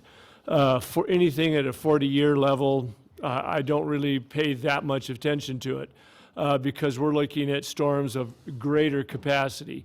And if you look at that, there's nearly, not counting the one on the left with the arrow going all the way up to eternity, and not counting the 4, there's 1, 2, 3, 4, 5, 6, 7, 8, 9 storm events in the last century that have been significant events that would or had caused a significant amount of damage. The 2 in red, the 1997 event, the tallest one, is the highest storm of record. The one right next to it has a little bit of an interesting history, and I thought I would just briefly make a mention of it. In Reno, at the Reno gauge, where these were all measured, which is just upstream of 395, it only went to about a 50-year event. But by the time the storm had collected over Washoe County and hit North Sparks, Spanish Springs area, and parts to the north, it became the second largest storm of record at Vista. So we get hit by a number of different kinds of storms, and I think it was Commissioner Jung that mentioned that we're going to get worse storms, and they're going to get worse. It's also important to note that the 1997 event was not the largest known storm that hit this area. Our planning horizon for emergency management is the 1862 event, is what we call arc storm, if you've heard that term. Well, the arc storm was basically two 100-year storms back to back within about a 10, 15-day. So if you think about that, most of Lemon Valley would be underwater now. The whole industrial area of Reno and Sparks would have been inundated much into the area north of I-80 and Sparks. Downtown would have suffered severe problems. So just because we didn't measure that storm doesn't mean it's not the storm that we need to plan for. Just keep that in mind as we go through this. So we are the authority, and I'm representing, for the record, Jay Aldean. I'm the Executive Director of the Truckee River Flood Management Authority. But there's a whole history. Keep in mind that the two largest years of record, the 82-83 record and this year, we didn't really have significant storm events. It wasn't until the third largest, wettest year in 1997, 96, 97, that we actually had a big event. But the 82-83, there was enough water to flood areas such as Lemon Valley, Silver Lake, and the North Valleys area. There wasn't enough money or enough water to flood the river, but there was enough water to flood the outlying areas. And again, today, in this particular water year, we are now tops. 55, that was a 100-year event. 1986, as I mentioned, the second largest storm of record. We're looking to the southwest from the northeast. So we're looking across the Dairy Island through the Ag Experimental Station and parts in the South Truckee Meadows. 1997, tremendous damage accumulated in the commercial area of Sparks. In 2005, another $20 to $25 million damage assessment storm. I believe that's Hidden Valley. Yeah, it is. I can read the top. How about that? Industrial area in Sparks. In 2017, we did get some water accumulated into the industrial area. This is along Deming in 2017. Even with a not so big storm, we still have to plan. What I may do is, I think what I'm going to do is talk about this in a minute. What do we do? What does the Flood Authority do? Well, you all know, you're all new or not new to this area. You know the Flood Authority is Reno, Sparks, and Washoe County, created by an interlocal agreement, funded by half of the 1/4 cent sales tax that this commission raised in 98. And we get about $5 to $6 million a year in proceeds from that 1/8 cent. Our particular 1/8 cent was slated for public safety and flood control, very specific. And there is a 377, NRS 377B plan that discusses that. What projects have we done? What have we been able to accomplish? It's really something boots on the ground, so to speak. The Virginia Street Bridge is probably one of the best accomplishments. We alleviated flooding downtown that was certainly potential from the old bridge. We worked with the state and with the Walmart Corporation to build the Indian Colony flood wall and levee that starts at 395 and goes down the Glendale and basically protects the new Walmart that's there on Glendale. We studied Hidden Valley. Here's a study in practicality. We came to the conclusion that we didn't need to build a $50 million levee to protect 30 or 40 homes. What we decided we would do is elevate those homes, and that would then provide them and afford them with the protection that they needed. So we developed the home elevation program.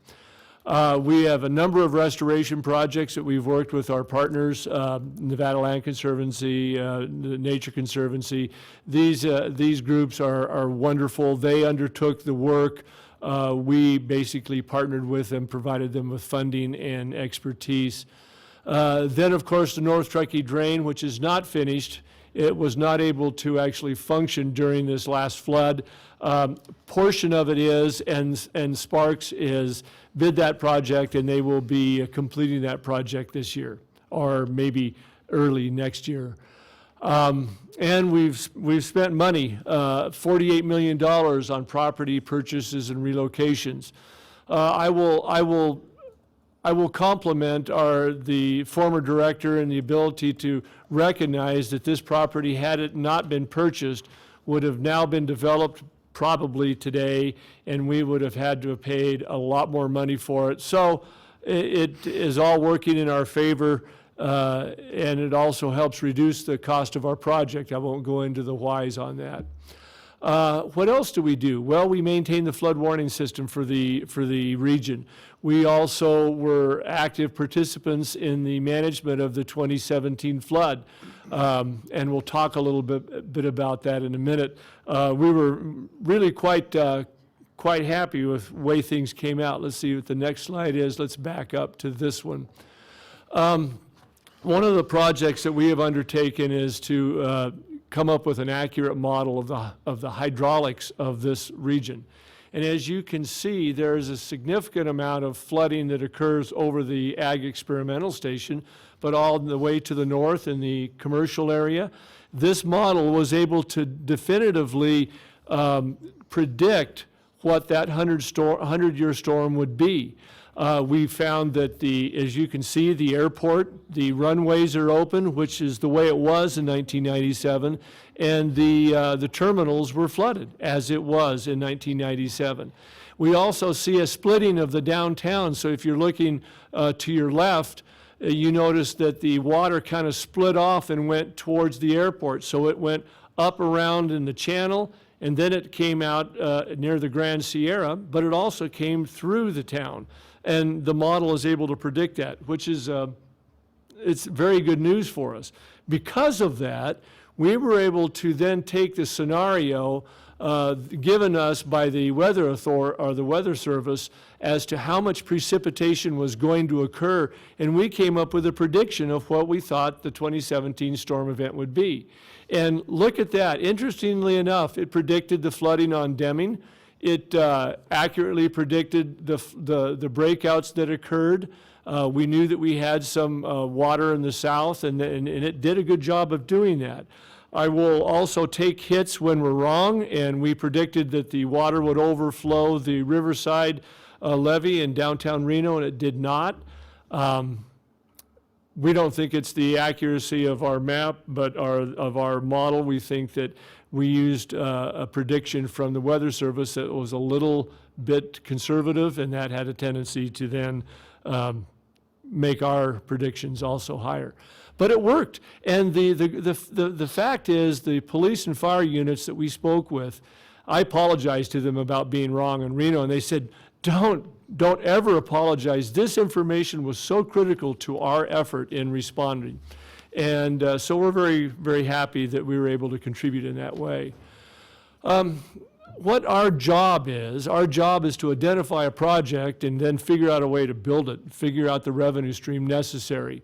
So what we have done is we have developed our own 100-year plan. It's designed using core criteria. We've actually now officially given that plan to the Corps of Engineers, and they are reviewing it. That's good news. That's better than, I mean, it's further along than we've ever been. The project, it started out at actually it was less than 100 million, ballooned to 300 million, and then it ballooned to 1.6 billion. We, through some intricate planning processes, lowered that back down to a flood project of about $400 million with certain recreational and environmental features that were still associated with it. The federal government then approved their concept of a plan, which was different from ours. It was a 50-year plan, But in that approval in 2014, we were able to get a commitment by the federal government of $180 million towards the building of our project. And that's great news. Will we get it immediately? Probably not, but we will get it. What has to happen for that to occur? We have to negotiate a partnership with the Corps of Engineers. We have to prove to the Corps of Engineers that we can actually provide the funding that's necessary. Right now, the Flood Authority is looking at a small direct benefit fee. It is felt by members of the board that those that benefit directly should pay the most. And so we have been using an amount of about $8 per 1,000 square foot of developed square footage, 0.8 cent per square foot, if you will. But that'll only raise about $2.5 million. Coupled with the 5 that we get, we need 25 to 30 to build the project on an annual basis, and using debt funding. If I may, Mr. Chair, would you do just a piece of clarification there? The $8 per square foot, is that on total property size? No, that is developed building square footage. Developed building square footage. So parking lots don't count, tennis courts don't count. Is that only a one-time fee, or is it? That is a monthly fee. It's a monthly fee? Yes. Okay. And that will raise approximately $2.5 million a year. There's only about 3,000 to 5,000 accounts that would be billed that amount. When you look at all of Washoe County, that's about 190,000 accounts. So you can see the small percentage. And mostly it's commercial. There's a few residential, maybe 100 homes at the very most in there, but it's really mostly commercial. So as the board considered and deliberated on a fee, a countywide fee, they felt they did not like the countywide fee, and we won't go into the whys and wherefores unless there's questions on that. But they knew that it would cause some significant problems with the commercial areas, and also from the legal standpoint, the challenges that we would have to face. We felt that it wasn't as staff, we felt that it wasn't the most appropriate way. So when you look at the shortfall, how are we going to do it? Well, we need a tax. Plain and simple. We need a tax that doesn't rely on justification for cost and benefits that we can show. And my thought has always been that tax would be something that would sunset. So what kind of strategy could we use? The kind of strategy that we decided to do is we looked at first the board looked at the possibility, this was in 2016, of actually putting a question on the ballot in 2016. But as the elected officials that weren't on our board and other important agencies in this area convinced our board that we should not go on the agenda or on the question in 2016 because of the school bond question that was there. And so what we decided to do is we decided to borrow a page out of the school district's playbook. And it worked for them, maybe it would work for us. The notion being that we would ask the state for a committee to be created, and it would deliberate on issues that were related to the flood project and revenue, and perhaps even other issues that may be included. At this point in time, we found a sponsor for the bill. That would have been Mike Sprinkle. And he will be providing the BDR and also sponsoring the bill. It has not finished drafting yet, so we don't have a text I can give to you, but it is basically the same kind, it's almost the same text as the school bond committee question, the 411 committee was created with. We have briefed the governor's office, we have briefed all of the Washoe delegation, and to a member, they're all in favor of this. They feel comfortable with this process. Why not? It's an elected official that gets to vote for something and they don't have to risk any political capital for it. But in fairness, it's a good way to go. Plus, it always gives the people in Washoe County the ability to thumbs up or thumbs down the flood project.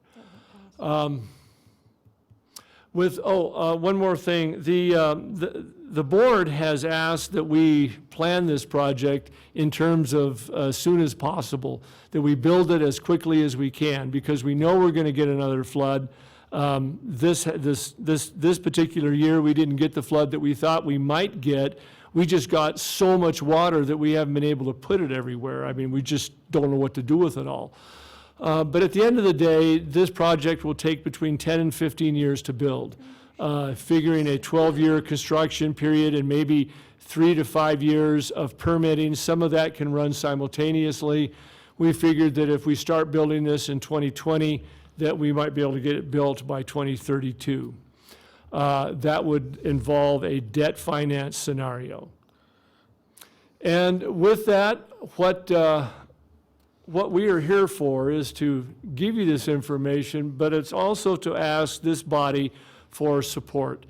We would love, if at all possible, to be able to take a resolution of some kind back to the state that says that this board supports the strategy that the flood project is following by allowing the public to have a vote of whether or not they want to build the project. And they have the opportunity to collect additional information if at all necessary. And with that, I end my presentation and open it up to questions. Thank you, Mr. Aldine. Questions at this time? Commissioner Burke-Bigler. Thank you, Mr. Chair. I'm curious, I know that the initial direction for flood control and the group that you are working with and all the stuff that you're doing is directed at the river, but as we saw in this particular flood event this year, the river really wasn't the problem. The ditches and the tributaries, because we got so much water. So under the scenario that Commissioner Jung was talking about, that we're going to see more warm storms, more wet water, wet water, yeah, more wet, not snow, liquid, is what I'm really talking about here. Under that scenario, isn't it important that we expand flood to include the various ditches that are throughout the area? And I like Commissioner Hartung's idea on just the overall map so that we really see where it's at. But I mean, even just one of those ditches Steamboat runs through Collin Ranch, and it flooded, it potentially could have been really bad in that area. It fortunately the levee did not break that much, but people in Verdi have water under their houses because of that. So it's kind of all across the valley, not just the river. So as we look at this, I know there's a flood project design that sits there, but it's mainly directed at the river. So if this goes to a group, like with the school district, is the possibility there that the flood design will be changed? Or is this just funding for the exact design that's there now? Let me say that Mr. Sprinkle is very concerned about that very fact, and therefore is working with staff and the community to try to include additional provisions in the legislation that will allow the committee to address those areas as well. The problem is, and let me state for your comfort, the last time that the overall flooding infrastructure was master planned, the person that signed that document was me. So I'm pretty aware of what this community, when I say community, all of Washoe County, needs for stormwater and protection from regional stormwater types of things. So it's not falling on deaf ears, let me tell you. But the notion here is the committee will be tasked with putting a ballot question on, because we're so close to a project. And remember, and I don't think I mentioned, I probably glossed through that, the $180 million that we have is time-based. That $180 million will go away in the early 2020s, and we will lose it. It will go away forever. And it's important that we address the issue. We're already far enough along with the conceptual plan. We have authorization from the federal government. We would have a partnership agreement with the Corps of Engineers to move that forward, certainly, but also allow the committee to gather that other information, seek public testimony, and I'm sure there's going to be a plethora of public testimony, and then take and the way that I think that it's being conceptualized is take from the existing master plans, take the information that Commissioner Hartung is going to be requesting from the Western Water Commission, and be able to put that all together into a report of recommendations on how that should be then addressed regionally. How do we pay for it? How do we do that? Start dialoguing those questions that need to be discussed, and maybe through the report will be the basis for this whole discussion. Good. Thank you. That's good information to know. I have one other question. It's my understanding that when the previous question, when you were looking at putting it on the ballot last year, that the question would be directed at all those people who are quote-unquote impacted by the Truckee River, and that so that it would not, the tax would not include people, say, in Gerlach, for instance. We would, I don't believe, well, at this time, the fee was directed towards a two-tiered situation, a direct benefit and then the rest of the county, but it was limited to the Washoe Valley. We were going to go up to Incline only because they do drain to the Truckee River, that community does, but not in Gerlach and things of that area. A tax, if a tax is passed, I don't know, in fact, it's unfortunate Mr. Ferraro, who was here to answer, probably would have been a better answer of that question. I don't know how a tax would be differentiated from one to another in this case.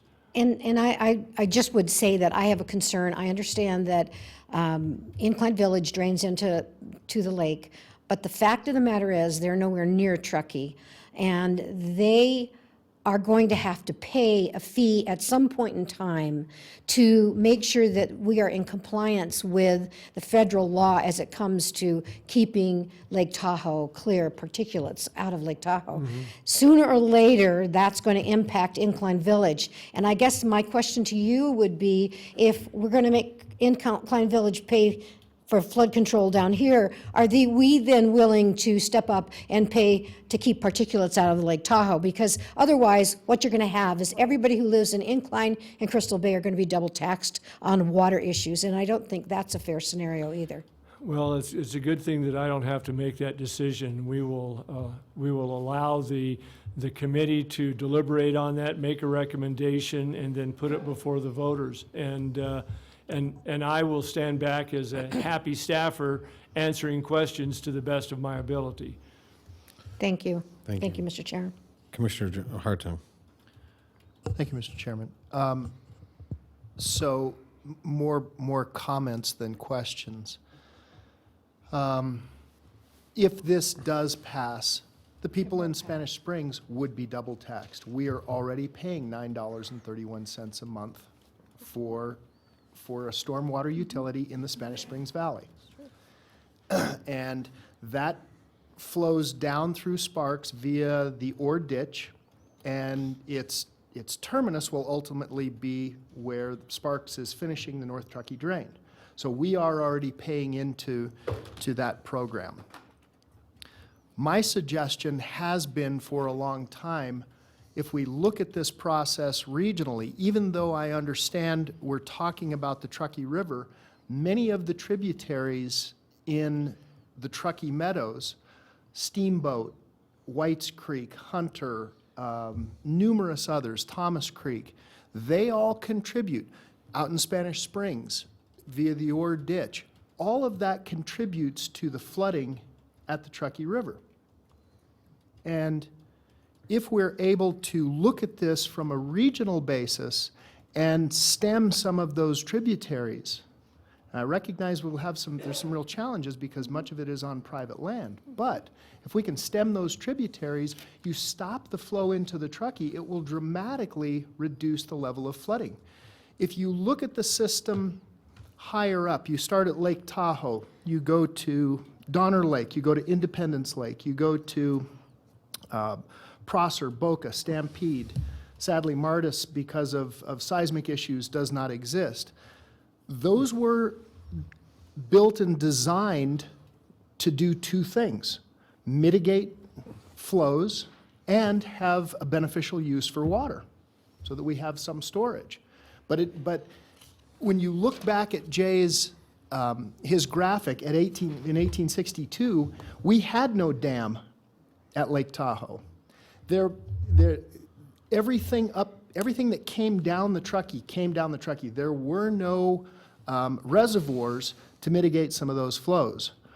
So the point with this is that we've done a pretty good job moving up the Truckee. I'm still convinced that 97 was a very interesting year because all of the reservoirs were full and they were doing their best to try to drain that water, and they're doing the same right now. As we know, Lake Tahoe will not only fill this year, and that goes to 6,229.1, that's the elevation, but they're anticipating that it's going to go to 6,231 or 32, which is another about 300,000 acre-feet potentially. So we're trying to get that water out of the system. But I think in the future, by looking at what we have regionally, not just what flows into the Truckee, but our terminus lakes, Swan, Whites, Silver, I think we can look at a model that everyone can look at. And I agree with you, Commissioner Burke-Bigler, with respect to Lake Tahoe. The people in Incline, they don't care about the same things that the people in the Truckee Meadows care about, but they do care about water quality. You're absolutely right. So that's right. So that's something that we have to look at. If we're going to tax them, as it were, I believe that it's incumbent upon us to look at their particular issues. That would have to be dealt with. Otherwise, we have to take Incline out of that equation. No different than we would take the people in the outlying areas out of the equation. Going all the way out to Washoe Valley, if you guys look on a map, you'll realize that Washoe Lake flows into Little Washoe Lake, which feeds Steamboat, which feeds the Truckee. So the Little Valley fire, all of that flooding that we have coming down off of those hills because it was denuded will contribute ultimately to the flows in the Truckee. So I go back to this regional thought process, this regional model of, and I'm not trying to sideswipe what we have going with the flood management project on the Truckee, but I'm asking everyone to look at this from a regional perspective, and I think ultimately we will have a much better project and more controllable by virtue of controlling the tributaries. Thank you, Mr. Chairman. Sorry for the long-winded. Thank you, Commissioner Hartung. Commissioner Jung, Commissioner Herman, any comments on this? Nope. All right. Thank you. Mr. Aldean, I believe most of my comments have been covered in this, and I have concerns, and just as we've discussed here, Truckee River is absolutely is an important project. However, this commission has made it an effort, specifically after this last event, that we look at all stormwater runoff and how flooding impacts the entire region, not direct benefit locations as the Truckee River. And I think it's imperative, as this, if a committee is constructed by a legislature or however the system works, that stormwater is looked at region-wide, that there is no non-direct benefit and direct benefit user, that everyone who pays into a system is going to have some sort of direct benefit, whether it's Steamboat Ditch, and those funds should be allocated specifically for those programs, because we're now, what's the age of this? What's the age of our the flood agency? How old is the flood agency? 2011. 2011. So we're now, But we've been collecting money since 2007. so we've been collecting money since 2007. Earlier than that. 97, I mean. after Yeah, the flood, 97, 98 is when the So fees 97. were started. So we've been collecting money for roughly 20 years now. And with a few, I mean, I know we have had some successes and we've worked, but nowhere near a completed project and nowhere, and we're still 20 years later looking at where we're going and how we're going to get there. I find that we're kind of dragging our feet a little. So I'd like to see some movement, personally, from my opinion, because this last event, as it devastated Commissioner Herman's district, it also devastated my district, and there were no funds available for us to do anything with those, because those funds have been utilized for your project. And so I'd like to see that those projects either get going or we start figuring out some other solutions for the remainder of the county. And the money. Before this commissioner can put support towards that, that's what I'd like to see. So, Commissioner Hartung. Sure. Thank you, Mr. Chairman. Mr. Aldean, you mentioned early on in your presentation that we had created a program for raising houses in the Hidden Valley area. What would it take for the Flood Management Authority to be able to potentially approve houses being raised in the Lemon Valley area or other areas? Is it even possible? Yes, it's possible. There's a number of issues that it'll probably take 20 minutes to a half an hour to explain. If you'd like me to do so, I'll Not do at it. this time. No, this is a business meeting. I will then pull you aside, Commissioner Hartung, and explain the issues. We're working with Senator Heller's office to try to get a fix for the problem that we're having, and that's the fact that we grant money and the IRS calls that income. Right, and I recognize that it becomes a taxable event. I know that, but notwithstanding that part of the problem, is it possible to move some of those funds to other areas for potentially raising Those funds are houses? totally mobile. Okay. Those funds are totally mobile within the realm of the 377B plan that was approved by this body and then later adopted by the Flood Board. Okay, so the just fast question, what's the route to get to that point where we can, if somebody in Lemon Valley says, yeah, I really want to raise my house, Then I bring it directly to the board and we raise the house. It's almost immediate. okay. That's all I wanted to know. Thank you so much. And, All right. and I Well- just wanted to make sure that we had that on record. Great, thank you. Thank you. So, thank you, Mr. Aldean. We appreciate your presentation today. And at that, we will close item 6. We're going to take a short bio break for individual. It is now 12 o'clock. It is 12:10. We will be back here at 12:15. We're in recess. 7 minutes.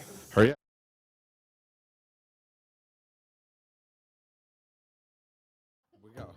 We got work to do.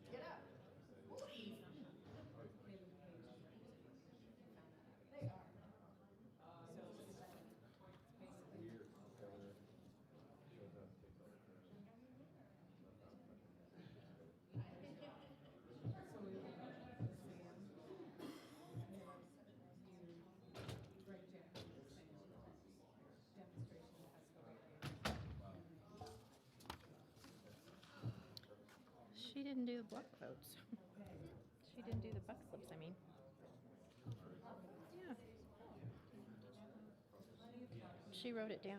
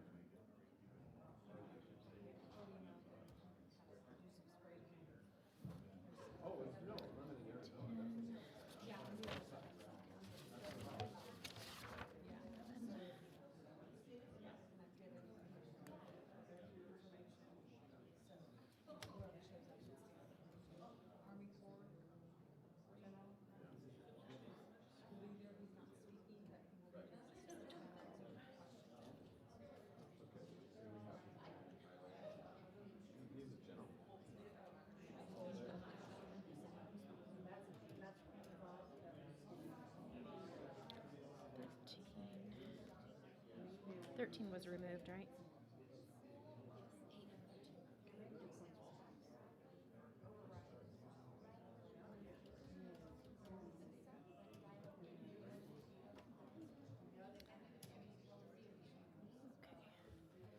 Just have 16 left. Ah!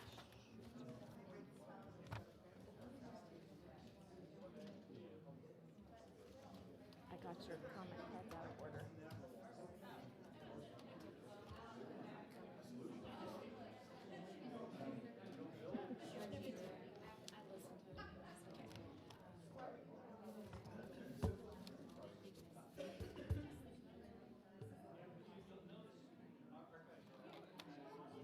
Chloe?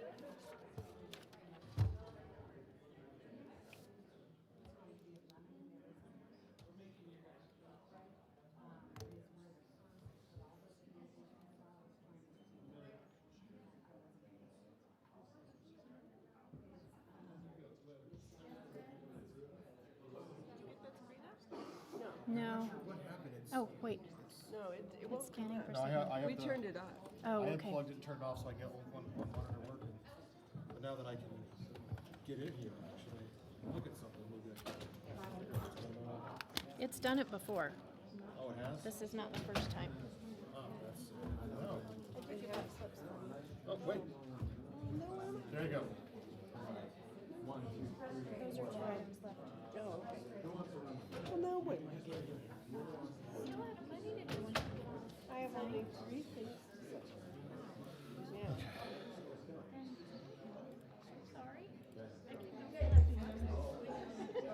All right, ladies and gentlemen. Ladies and gentlemen, if we could everybody grab their seat, we're going to get started again here pretty quick. Thank you for the break. I needed it more than I realized. Chop chop, we're going to start running this meeting like the military. I don't know why. All right, I'm going to call us back in order. We are back. And now, Mr. Manager, we are on to agenda item 11. Item 11 is a presentation on regional dispatch consolidation study and provide direction to staff. And go ahead. Let them introduce themselves. Good morning. Good morning. Or good afternoon, I should say. Afternoon, whatever. Do I need to turn this on, or is it on? I think you're live right now. Okay, You should be all right. good. Yes. Our local resident orologist, whatever. All right, Orological. I've already used up 10 seconds of my time, so I promised that I would try to stick to the 10, and I'll do everything possible to do that. Thank You've you. received the materials in advance, so certainly you've had an opportunity to look through the body of our work. My name is Kevin Kearns with IXP Corporation. With me today is Scott Meza, the financial analyst who worked with us on the project. 2 other people were a part of the project team. They were on site with me during some of the information collection period that we did. Today, we're just going to run through a few items that I had highlighted at the start of the presentation. Just briefly to orient you to the organizational structure and of the 2 dispatch operations that we were asked to look at in this study. The county dispatch operation is currently 34 funded FTE positions. Those are split between communications specialists, those are the call receivers and dispatchers that provide service in the comm center, and 5 supervisory personnel. There are some unfunded positions that are part of having staff be brought in, when there's a vacancy, so that there can be training going on so they can fill those vacant positions as quickly as possible. In the list of organizations that are serviced out of that organization, I won't read through each one, but you certainly recognized all of the various agencies that are on there. Organizationally, the dispatch center or the communications center is within the Sheriff's Department organization. The lower left-hand corner of the diagram, a little bit bolder text, I got the communications center in there. So they're part of the administrative branch of the Administrative Bureau of the Sheriff's Office. From the city side, from the City of Reno side, 54 funded FTEs spread the way you see them there in the chart. And you'll notice the list of services, or the agencies that provide services to, you'll recognize a couple of names repeated from the previous list. And we'll talk about this a little bit later when we talk about some of the organizational concepts. But there are some aspects of emergency call receiving and dispatching that are performed by both of the organizations, depending on which public safety agency we're talking about. So organizationally, on the city side, the Communications Center sits as a department within the Finance and Administration Division, and you see them on the chart there just to the left of center. One of the aspects of the work that we did, we were asked really to look at the four primary domains of public safety communications, and that really is the core of our business, of our work with IXP. We do consulting work, planning, and project implementation work at actual operations of 911 dispatch centers around the country. And we were asked to look primarily at governance, operational, and financial related aspects. We also tend to include facility and technology reviews as a part of all of our work product as well. So you saw in the report there was some overview of technology and financial and facility issues as well. One thing that's very unique in the situation we find in your setting is that these two organizations are operating out of the same facility. They're operating off of essentially common technology systems, but they're operating as separate organizational entities. So we often see people who are talking about the prospects of further consolidation actually having to consider facilities and technology integration as well as the merging of the staff and operational elements. You've got some of those more difficult challenges already in your pocket, which is very unique for organizations that are evaluating potential consolidations. One of the areas that we were asked to provide some insights on are related to governance structures for consolidated organizations. I just want to hit on a couple of these that are important for you to consider. When consolidated dispatch organizations are put in place, they have to make sure they take into consideration all of the constituencies that are served, both from a political perspective and from an operational perspective. So we tend to see governance structures that have at least 2 tiers, sometimes 3 in that organizational model, so that all of those interests can be balanced going forward. It requires shared decision-making and collaboration. There has to be openness and transparency. And obviously, when you form a joint organization that's going to be funded by 2 or more entities, there has to be an element of cost allocation modeling that takes place. And that has to be done in a way that's open and transparent, and everybody understands why the fees are what they are, so there's no misunderstanding of how much of the portion of the organization's costs each of the customer agencies are being charged.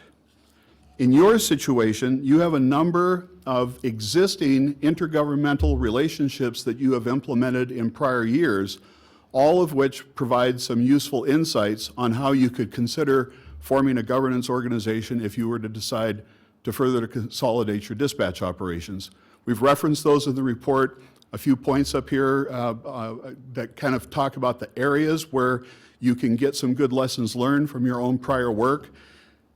But again, in our experience, as we come into situations like this, we often find organizations talking about consolidating dispatch who haven't yet implemented 1 or more regional collaborations for shared services within their area. And dispatch becomes one of the first ones that they're anticipating trying to do, either because they can't afford the technology costs, or the facility issues are getting the best of them, or their labor issues are getting the best of them. They can't fill positions, they need to augment staff, that type of thing. You have the advantage of several successful intergovernmental relationships already in place and a number of good lessons learned that you can use if you decide to move forward with dispatch. There's a number of benefits that come from consolidation of dispatch. The report mentions a few of these. I just wanted to highlight a couple of them, and particularly in light of your situation where you have two organizations working out of the same facility on common systems. You already have a fairly high degree of commonality in how you approach the call receiving and dispatching processes, and yet you each have differences between the way the county processes calls and the way the city processes calls. Some of those relate to the relationship with the Regional Emergency Medical Agency. Some of them relate to policies from the individual fire departments. Some of them are policies of the individual agencies themselves. So you do have some issues that would have to be worked out, obviously, if you were to move forward, because a comm center collectively serving a broader group of agencies has to work as much as possible under one set of operating principles so they don't have to try to do business multiple different ways for each of the individual agencies being served, while at the same time preserving the autonomy for those agencies to determine the service levels that they need to provide.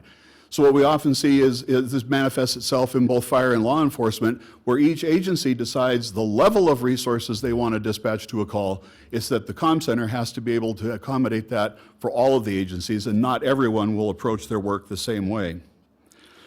So to develop the financial modeling that we were asked to develop, we had to go through a process of establishing recommended or proposed staffing levels for a consolidated organization. I won't bore you with the math on the screen, and if you had a time to look at the report, all of the math and charts and that type of thing that were in there. But ultimately what we came to was a model where we believe that the consolidated organization could effectively operate with a combined staff of 85.5 FTEs. And that body count, we've shown a recommended or an observed distribution of those personnel across the organization.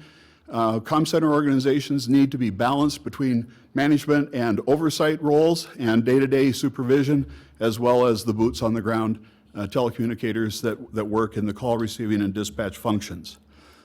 With an observed operational staffing model in place, that allowed us to look at, I must have hit the back arrow, I apologize. That allowed us to look at three scenarios. We were asked to look at three possible financial scenarios for a consolidated organization. Those are explained here. One being the consolidated organization falling within the county's umbrella and working under the existing salary and benefit structures of the county. The other model falling under the City of Reno's structure and their compensation and benefit. And then the third, what we referred to as a hybrid model. It's one similar to what you've used in past, where you've blended staffs from two organizations that had disparate compensation levels, where you freeze them in place until the compensation mechanisms catch up with them. So the net effect of those three models is shown in this final slide. So model 1, 2, and 3, and the net effect of those is shown in the table at the bottom. So if you were to consolidate the operation at the staffing level that we observed, you'd end up with a net increase in cost of about $335,000. If you operated it under the county's structure, you'd have a net reduction of approximately $990,000 a year. And if you did it with this hybrid approach where you froze any of the higher level people until the compensation structure caught up with them, the net decrease would be someplace in the vicinity of $633,000 a year. So the result of following a consolidation strategy does have the opportunity under at least two of the scenarios of providing economic advantages collectively to the communities as a whole. We didn't have in our scope helping you look at, if you make this decision, the potential cost allocation models that can be used if you go forward with this. That's part of the work that we do with a number of other communities and help them sort out the operational models, the governance models, and then how they would put together their overall structure of dealing with their customer agencies. Bottom line, we work this is what we do. We work with communities considering consolidation. I have had to stand before bodies like this in my past and tell you that we don't recommend that you do it because we found a variety of issues during our work that make it appear that they aren't ready for this step. Here, quite the reverse. You've already done so many things collaboratively between the city and the county. You have an established relationship within the facility, common technology operations, and if anybody can do it, you folks can. So I went a little bit over the 10, available for any questions. Thank you, sir. Appreciate that. You have lots of questions for you.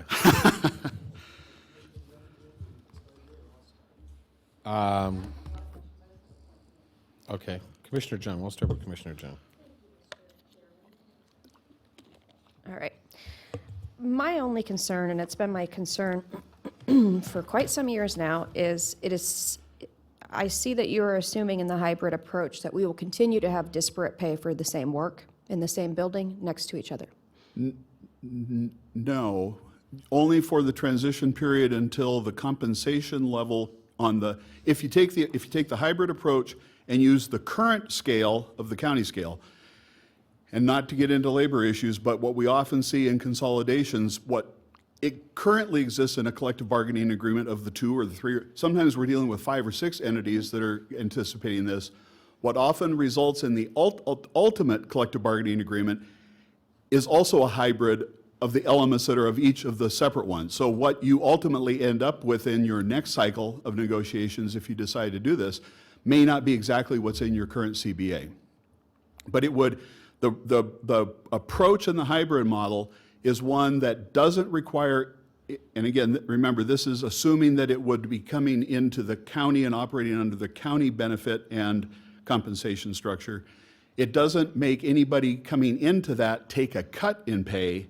They would be held at their current pay structure okay, I see. until the county ladder catches up, and then they would continue to climb the ladder from that point. But you still will have 2 people doing the same work, being paid different money. Unless you raised everybody to the same level, that's correct. Right. So I can imagine employees just love your idea. We were asked to model 3 models. Right. We've modeled your 3 models.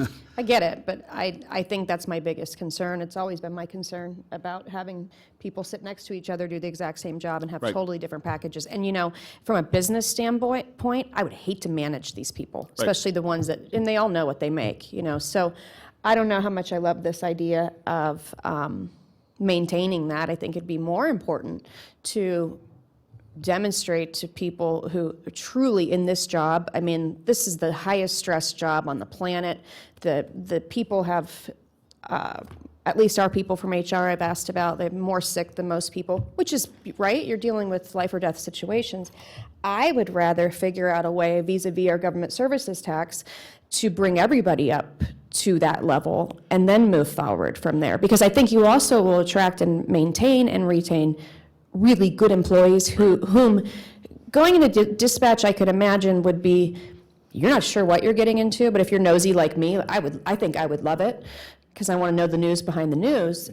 But for somebody to maintain that position, Right. this would have to be a true calling. I don't think this is just you input and then the output is guaranteed unless they are madly, deeply in love with it. I think they make good money as it is, and what I love about is that they have so much overtime ability as well. So they make great money, but I just feel like we're going the wrong way if we're going to dummy it down and pay less for who truly are our first responders. That's our first responder. I mean, no offense to the police and fire, but they're the first responder. They're the first of the first responders. Yep. One observation for the whole group that I would make is that we often see new consolidation efforts get to a point in their political maturity as the idea bakes, as the concept moves forward, where they get to exactly what you're describing. Let's just not worry about what's in these papers. Let's lay out what our organizational structure is going to look like. Let's lay out what their responsibilities are, and let's determine what the compensation structure needs to look like to attract and retain the right talent for that. And just do that. That might be slightly higher than what the county is currently paying, slightly lower than the city, or higher than both. Our mission was to give you within the current numbers what it would look like if you took one of these approaches. I understand. That's why I wanted first shot, though, Mr. Chairman, because I'm not into the hybrid model. Thank you. All right. Commissioner Hartung. Thank you, Mr. Chairman. And I recognize what you were charged to do, Mr. Kearns. That's very clear. But we still have a real issue with the disparity between dispatch and forensic services. It's a huge chasm. I'm sorry, it's just a huge chasm. And you know, it's the elephant in the room. We've got to talk about it, period. If we're going to have a consolidated service, in my opinion, it needs to be a standalone agency that nobody has control over. And that way it deals with its own issues internally. Everybody pays in their pro rata share, and then you don't have issues like, what happened instead not too long ago where a young man was shot and the closest agency was not contacted, but you know, an agency within the city was. And in order to eliminate those arguments, my personal opinion is it's a standalone agency. If consolidation is the right way to go, it's a standalone agency. Maybe it looks something like TUMWA or RTC or, you know, RSCVA, something of that nature. It's a standalone board and makes its own decisions rather than being given direction from a fire service or a police agency. It really needs to have some autonomy. That's my opinion. Thank you, Mr. Chairman. Commissioner Burkhardt. Nothing? Commissioner Herman? Nothing on this? Thank you for your presentation. I appreciate that today. I have a brief comment, and I share Commissioner Hartung's sentiments that not necessarily, maybe this doesn't have to be run by an independent agency, but I think that there should be parity, that dollar in, dollar out. There shouldn't be consolidated. If we're going to do crime lab, forensics crime lab, that everybody pays their portion of forensics crime lab. If we're going to have dispatch, where everybody pays for their proportionate share of dispatch, there is no one, you know, trade this for that, and what really, and because there was never really any assessment done in this study from my understanding, and maybe I missed it in your report, it's very extensive, but there was never any assessment of what exactly the cost balance was in regards to the two services, in regards to the trade out for City of Reno conducting dispatch on behalf of forensic lab services, whereas we contribute forensics lab services in regards for there was no cost balance analysis then. That's correct. That was understood. And I hate to use consultant phrase, but it was not a scope of our work. Understood. Not framing that as your issue. I'm aware of the issue. But however, it is something that needs to be discussed by this board and moving forward before any discussion is had in regards to a consolidated model. So. And I think that has been the continuous message of this board for quite some time. Nothing has ever changed by the 5 members, from my understanding, that has not been an issue and has continued to be an issue. So why that was not conveyed in a study or was not part of your scope of work is something that we need to take back to staff and have that discussion with staff. But going forward, those are my only comments that I have. So any other further comments from any of the commissioners? Seeing none, okay. Do we need a motion, Mr. Leporelli, to accept the report? Yes, yes, no. You may take a motion to accept the report, or you may provide direction to staff. Move to accept. I have a motion. Do I have a second? I will second for purposes of discussion. Okay, I have a motion and a second. Do I have public comment? I have no public comment signed in at this time. Further discussion, Commissioner Hartung. Thank you, Mr. Chair. While we accept this, do we want to give direction to staff at this time to come back with some of the issues that we've articulated. Mr. Chair. Commissioner Burke-Bigler. I think we have to do that, because otherwise we've just done a study, another study for nothing. Of a study. A study of a study, of a study. So I think we have to give some direction to staff as to where we want them to head. Agreed. And I agree with with the chairman's concern about the whole issue of the mutual agreement, but I think that's really a side issue to what's best for the citizens of Washoe County overall, the citizens who live in Reno, the citizens who live, in the unincorporated portion of the county. What's best for all of the citizens? And that's the decision that I think needs to be made. Is it best for us to do a consolidated? And if it is, how are we going to negotiate a deal to get that done? And so that's what I think we have to ask staff to come back and give us.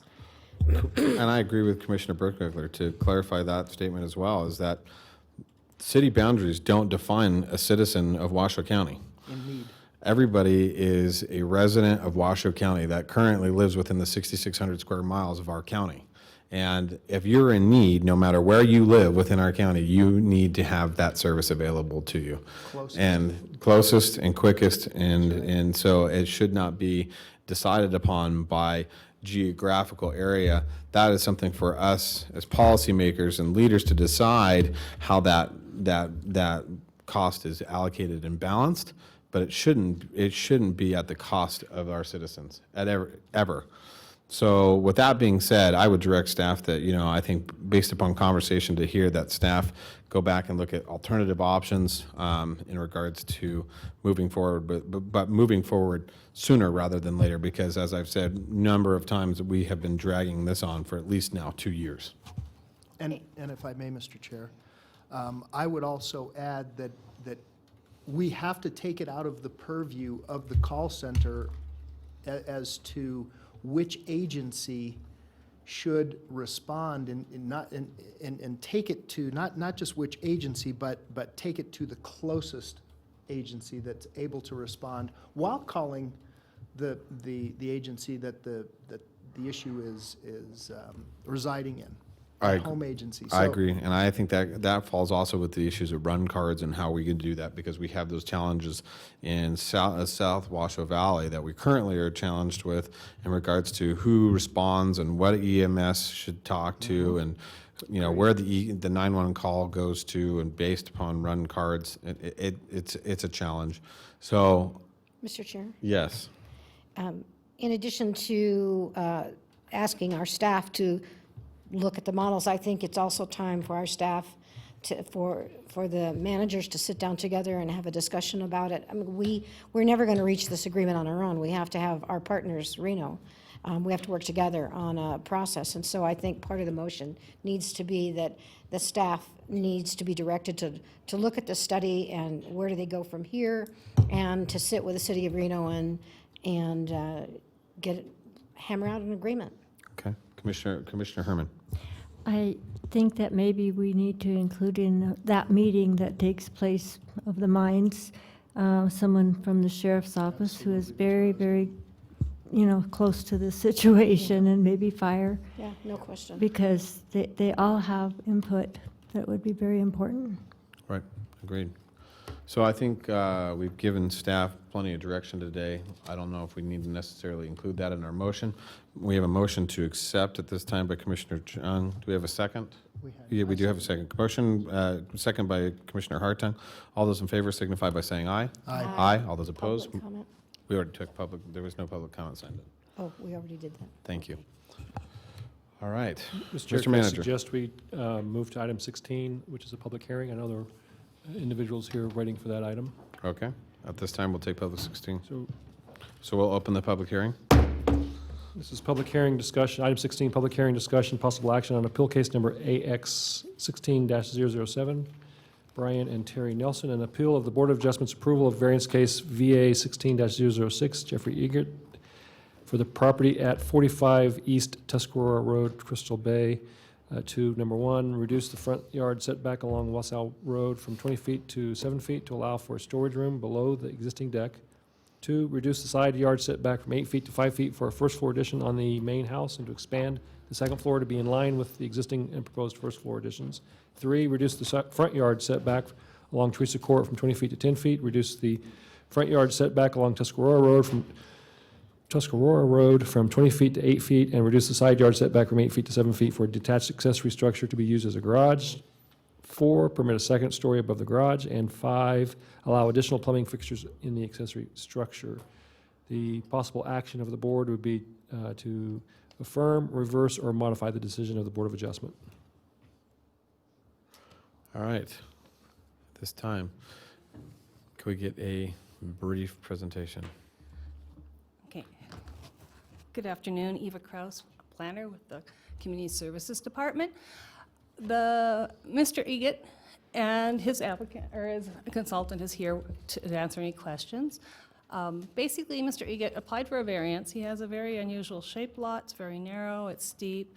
It's has front yard setbacks on 3 sides. So he had a lot of issues trying to redevelop, or to develop his property. He has an existing original cabin on the property he wants to maintain. So he was also proposing to build a new garage with an accessory level above it on the upper portion of the lot. It's not, rather than tear down the house and start all over, they're trying to do some modifications and improvements to the property so they can better use it as more of a year-round residence. So as the variance request outlines, there are quite a few things that they've asked for variances for. They've asked for the setbacks. They've asked for an upper story above the garage. They've asked for additional plumbing fixtures. This all went to the Board of Adjustment. And the board in October, the board reviewed it, and it was noted, let me do this here. One thing came up. I identified on the site plan, or on the plans, that the side yard setback on the main house was for a half bath addition. The applicant came in and corrected me on that during the public hearing. I made a mistake.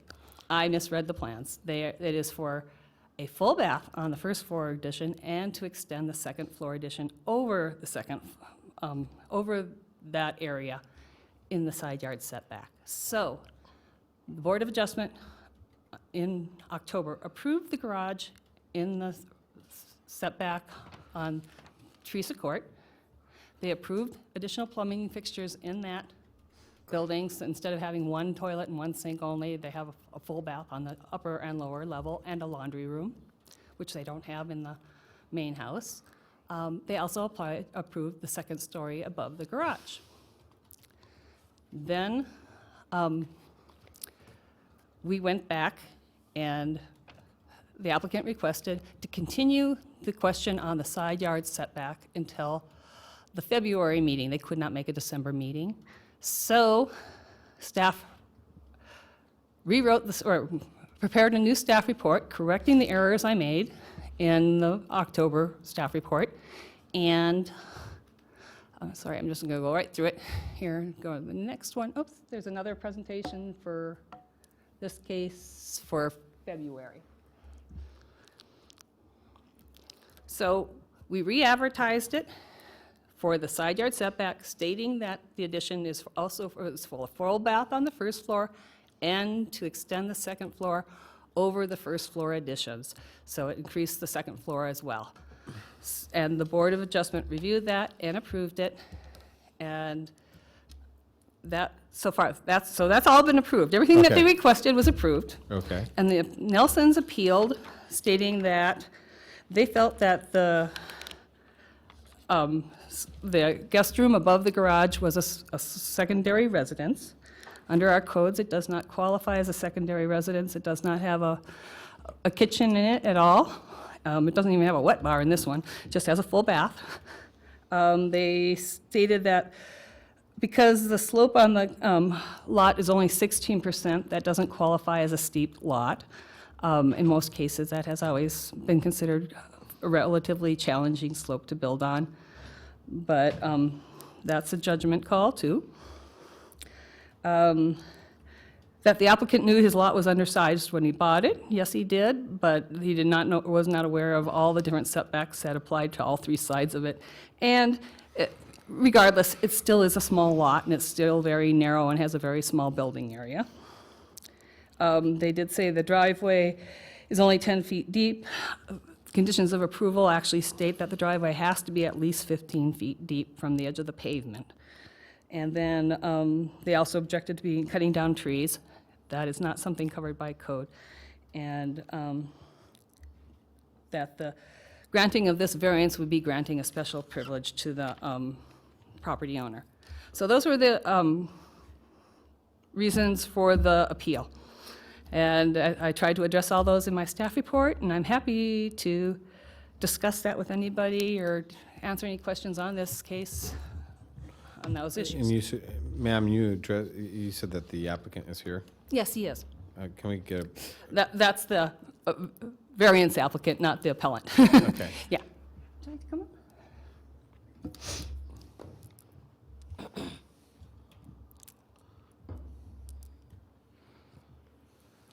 Good afternoon. Good afternoon, sir. I'm James Borelli. I'm the architect and representative for the applicant, Jeff Egget. Thank you. So you were confirmed, just for clarification for myself here. So all of your, from basically based upon your application, all of your requests have been granted by the Board of Adjustment, correct? That's correct. As of to date. That's correct. And the appellant is not here today. Is that correct? As far as we know. My understanding. Okay. All right. Nor have they attended any of the hearings. Okay, so I'm going to turn it over to the commissioner that has this is her district. So Vice Chair Burke-Bigler, do you have questions or comments or questions on this? Yes, I do. Thank All you, right. Mr. Chair. So, as this commission is well aware, I can't think of a time since I've been on here for 4 years that we haven't overruled what the Board of Adjustment has asked, has not approved as it relates to Incline Village and the lake. So I find it interesting this time that they actually approved this because they never approve anything. They always overrule.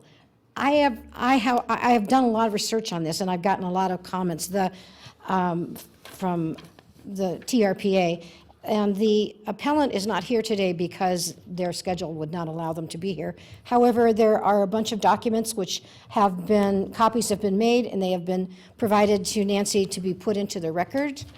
I think you may have also received an email that, I don't know if Sarah forwarded it to the rest of you, an email from the appellant. The other thing I want to make clear is that, you know, I'm a firm believer that when you buy a piece of property, you don't get to decide what the people on the other side of you like or don't like, or want to do with their property or don't want to do with their property.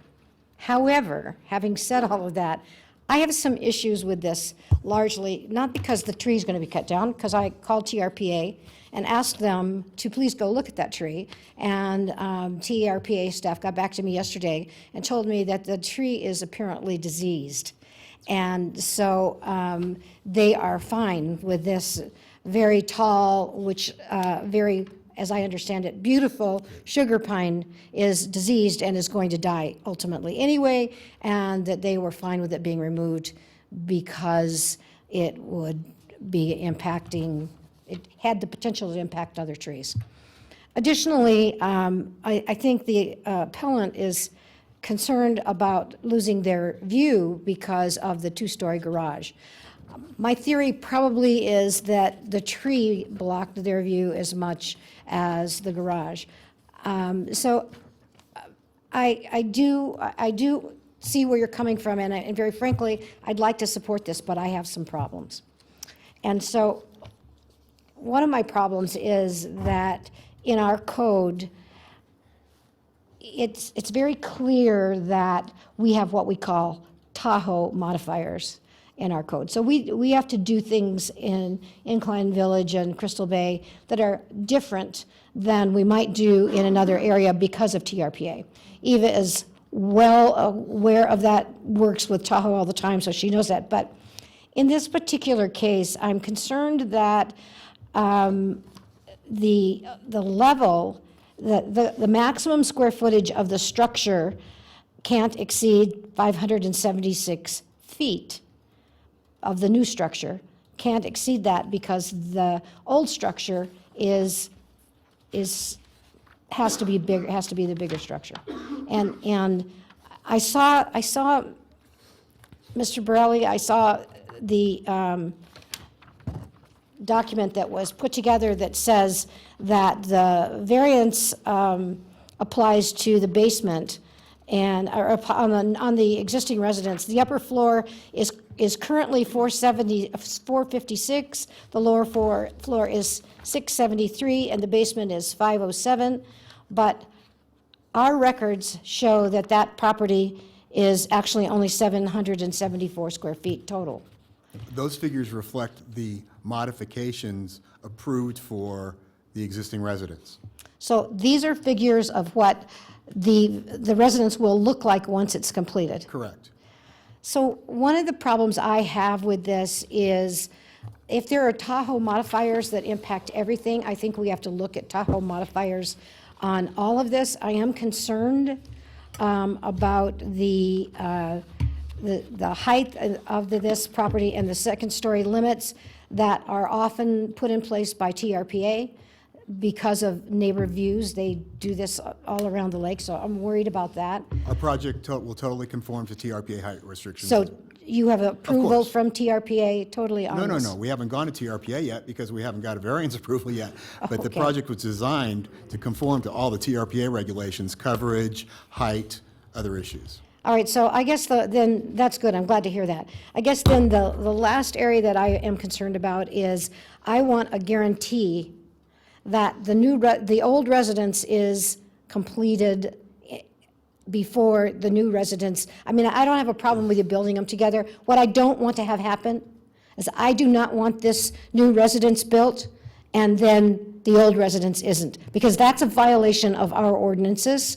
That would be a violation of TRPA ordinances. Additionally, I'm very concerned about the family room aspect of this house, of this new addition, that you could just plug in a refrigerator, plug in a microwave, and you've got a house. And now you're in violation of TRPA's recommendations because you've got two houses on the same property. And that concerns me a great deal. And so I guess this is really a question for staff. My personal opinion is that we should not approve this. Should not approve the appeal Yeah, or the original that we project? should approve the appeal and not agree with the Board of Adjustments position. That's my personal opinion. That's a change for me because I've never done that before. I usually just say, hey, it's your property, do what you want with your property as long as you're in compliance. But what I want a guarantee, Eva and Dave, I want to guarantee if we're going to approve this, if we're going to go along with this, I want an absolute guarantee in writing from these guys that this is going to be done the right way and there will never be a violation of our ordinance on this property. And I know Mr. Solero, because, excuse me for calling you Dave, but I know Mr. Solero, that can be done because you and I have already had that conversation. So ultimately, if we're going to approve this, I want to make sure that we approve it the right way so that we don't have then neighbors coming back and saying, well, you did it for them, do it for us. That will happen in Incline Village and Crystal Bay, and you know it will because it's happened to us before already. Mr. Chairman, can I ask a question before Mr. Solero answers? Yes, Commissioner Hartson. And my, looking at this, I would concur with Commissioner Burke-Bigler. How do we ensure compliance into perpetuity? Exactly right. How do we make sure that a kitchen of some sort doesn't get put into Doesn't this get put other in there. facility later? At some point. That's a concern for me, because that's then a violation, and we've basically approved a violation. And if I may, Mr. Chairman, as a follow-up, I don't believe that we would be able to ensure that into perpetuity. The county has no way to know what I've done in my kitchen since the last permit that I pulled a number of years ago. They have no idea what I've done, whether I've moved plugs or added or subtracted anything. There's just no way to ensure compliance, and that's a problem for me. So, thank you. Thank you. Also, my sense is that you need to go back to the drawing board and see if we can't figure out some other way to fix this problem, because I absolutely agree with Commissioner Hartung. Once this is built, what's to stop the owner from making a kitchen in the family room? I don't know how we as a county can police that. I don't understand how we can police that. So if I may, for the record. Yes. Dave Thank Solero, you, Director sir. of Community Services Department. This is problematic throughout the county, not specific to this instance, as Commissioner Hartung pointed out. And therein lies the reason we have code compliance as well. So we do have a lot of eyes throughout the county that whether they're all well-intentioned, watching their neighbors to make sure that the neighbors aren't getting away with something. And so, while I can't guarantee that the property will never be utilized in a way that is against our code, I can't guarantee that with any property, even one that meets all the requirements of the setbacks and those sorts of things, and not here to get a variance. However, we do have processes in place that our citizens can avail themselves to make sure that we are doing our job in following up with code compliance. This would then fall underneath that portion of the code. So I can at some point ask the applicant to write a little letter that says, hey, we will never do this. At some point they're going to sell the property, and someone down the road may absolutely do this. Look at that piece of paper and say, well, that was them, that's not me, I'm going to do my own thing. Mm-hmm. I don't know whether it's fair to tie that to this variance request or not, since it occurs all over the county, and that's where we really need to rely on the code compliance aspect of what we have built into our code. I know that doesn't necessarily answer the question the way you would like it answered, but that's where we're at. And so Ms. Kraus would like to has another option, maybe. Sorry, Eva Kraus, planner. This is a common occurrence in the county, and that is why our code requires that you do a deed restriction on any accessory building. It doesn't matter if it's your pool house or your tack room with the full living or shower and bath area in the barn, or your shop that has a complete bathroom and plumbing and wash station and everything else in it. If you are attached to plumbing and sewer, you have to deed restrict the property, stating it will not be used as an accessory dwelling unless you bring it up to the codes. And we do use that as an enforcement tool. That deed restriction is tied to the title. It goes with the property. When it's sold, that is recorded in your title report. And in this case, we do require that deed restriction be done as part of this variance. That was a condition of approval on this one. So. Commissioner Hartung. If I may, Mr. Chair, and notwithstanding the stopgaps that we have in place, I still don't see that as the county's ability to enforce compliance. And the only way to enforce compliance is to not have all of the amenities associated with this, because you're just one step away from doing something. And I will tell you, I've seen this lots of times, especially around the university, where people have a small room and it's on a garage out back, and now they lease it to some kids in college, and then all of a sudden they've got a kitchen back there when it never was intended to have a kitchen. I don't see that there's any way that compliance can be enforced over time. It's just I will acquiesce to the commissioner of the district, but that's a real concern for me. Mr. How is it pronounced? Lipri? Sorry. the Mr. man. Chairman, if I may interject, the item you have arrived here as an appeal of the decision of the Board of Adjustment. So you have three options. You can uphold the decision of the Board of Adjustment and find that there were no errors made, you can reverse it and you can point out what mistakes you think the Board of Adjustment made in making its findings about a variance. The third option is to modify the decision made by the Board of Adjustment, and if you're inclined to do the third thing, I would encourage you to check in with the parties, the appellant and maybe the property owner, to see whether the modification is something they accept or reject, because that could be helpful in the positions of the parties moving forward. So again, it's either uphold the decision granting the variance, overturn it and say why, or impose some additional modifications.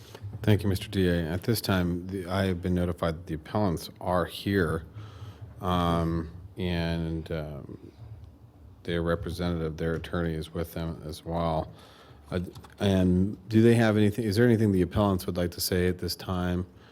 Mr. Elmore, would you Prior like? to that, could I address some of the things that have been said here in the last 5 or 10 minutes? Sure, that's fine. On this issue of whether or not this could possibly turn into a secondary residence at some point, this is not a unique situation in Washoe County. Living spaces over garages are routinely approved every day, every month. Our proposal doesn't even come close to suggesting that there would be anything resembling a kitchen in it. It has a living space, it has a sleeping space, has an exercise area, a laundry. We don't have a wet bar. We don't have anything that wants to become a kitchen. I do not have a client that wants a kitchen either. In answer to your question as to how you address this in the future, if Washoe County feels that they need to clean up some of their language regarding these types of projects, then certainly that's something that could be considered in the future. But all we can do is, as design professionals and owners and applicants, is address the rules as they exist today, which is what we did. Deed restrictions, as staff has pointed out, have been asked to be put in place. Typically, when a property changes hands, to address the very good point of when a property is sold, these features become public record. The assessor's office becomes aware of the fact if there is in fact a kitchen that wasn't there before. And now all of a sudden you have a situation where the current property is in violation of the deed restrictions that were placed on it. So there are adequate, I think, mechanisms in place that address your concerns. Can there be guarantees? I don't know if you consider that close enough to a guarantee or not. As long as the system works, I suppose that, you know, you would have every reason to believe that if a violation did take place, it would be caught. Probably at the point when a property changes hands, or possibly even before. I mean, sometimes Incline Village General Improvement Districts becomes aware of certain situations, and they might want to come in and take a look. That's another option. As long as I'm speaking, I would like to address a few things that, as the architect for this project, I was just cringing when I read some of the claims that have been repeated over and over again that are just simply not true. The constant reference to that this is a secondary residence, which it is not. It clearly meets the definition of an accessory structure, and the fact that it does not have a kitchen clearly means it's an accessory structure, not a secondary residence. The Nelsons made the point that the lot was undersized that my client knew the lot was undersized, as they put it, when they bought it. So they should have realized it. But that's the same case with the Nelsons. When they bought their property, they realized what it was, and they went on to ask for basically every single thing that we've asked for here. So, you know, I find it ironic that we're in this position now when the Nelsons, the appellants, have basically asked for and have been granted exactly the same things that we've asked for. There was a reference to a 10-foot deep driveway, which is incorrect. It's completely dimensioned very clearly on the plans that it's a 16-foot deep driveway. To try to make this case that it's somehow an unsafe condition or something, as a matter of fact, during the design phase, I went up and met at the site with a representative from Washoe County Roads to explain to him that we were in a tight situation and we probably were going to be asking for a setback variance.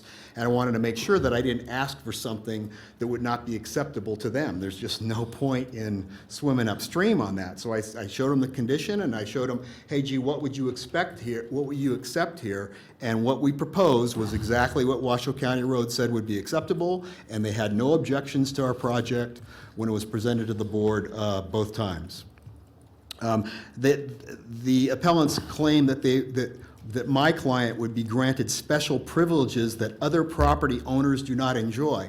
How they can make that claim when they have been in fact granted those same privileges, however, they do not want my client to be granted the same thing. It's repeatedly been referred to, I think 5 or 6 times throughout these documents, that they insist that it's a four-story building. It is not. It is a 2-story building as defined by the International Building Code, plus a basement, and it has an attic. It is not a 4-story building, and it's important to point out that there is a difference between a 4 or 3 level building and a 4 or 3-story building.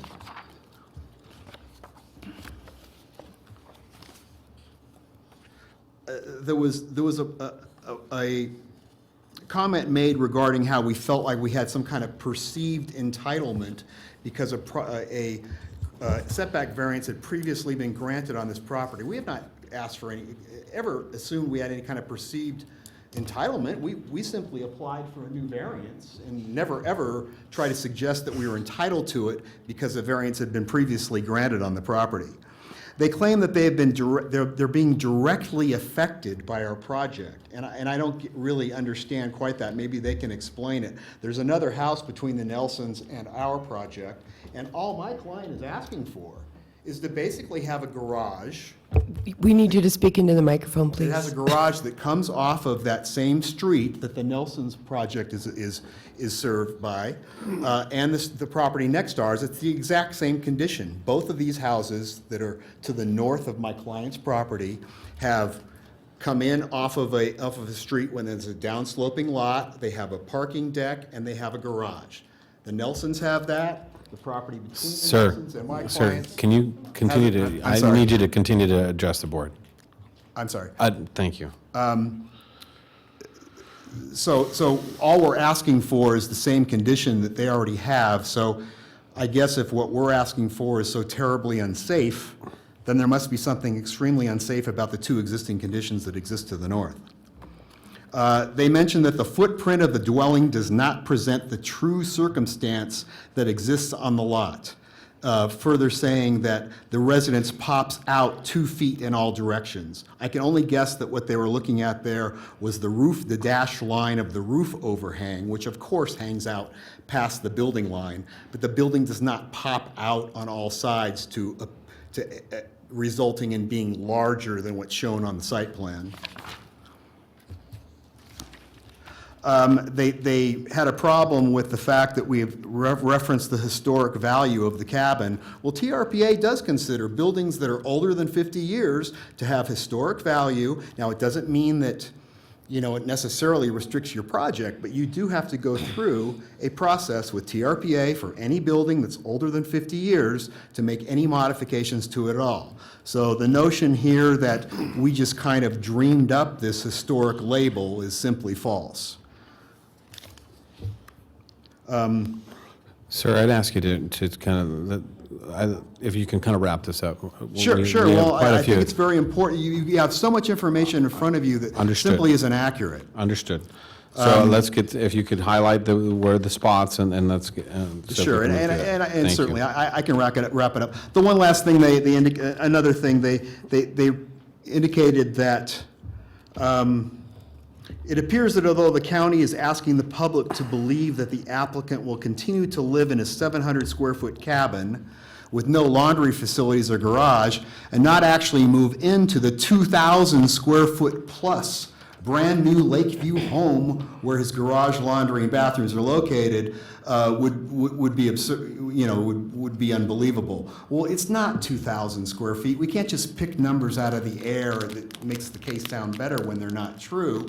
We have a 342 square foot garage and a 939 square feet of living space for a total of 1,281 square feet, which is nowhere near 2,000 square feet. So I will definitely wrap up here, but I want you to be very careful. There are so many things in the documents that they presented here that just simply aren't true. Great, thank you. If we have further questions, we'll let you know. I'll be happy to be available for questions at a Thank later you. time. Thank you. Would the appellant like to speak at this time?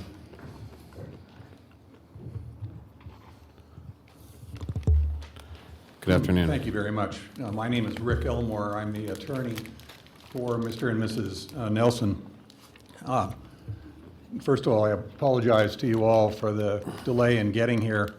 We were in my office preparing for this proceeding, watching the live streaming on the computer, and when you made the jump from agenda item 11 to 16, it necessitated a trip that the Highway Patrol is probably still trying to figure out, but that's my doing. No, please don't hold that. No, that's fine. Against my clients.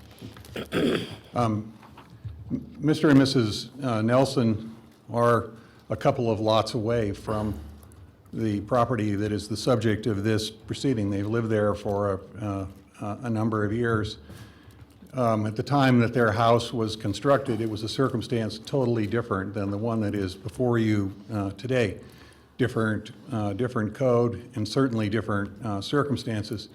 Mr. Borelli is certainly familiar with those circumstances because to some extent he was involved in the design of the Nelson residence. But in any event, there wasn't a tear down circumstance, there wasn't an existing house on the property, totally different circumstance, and it's just completely inappropriate to make a comparison and say, well, you got variances that you now object to the Egots. Well, the lots are not the same. The Nelsons don't live on a corner, for instance.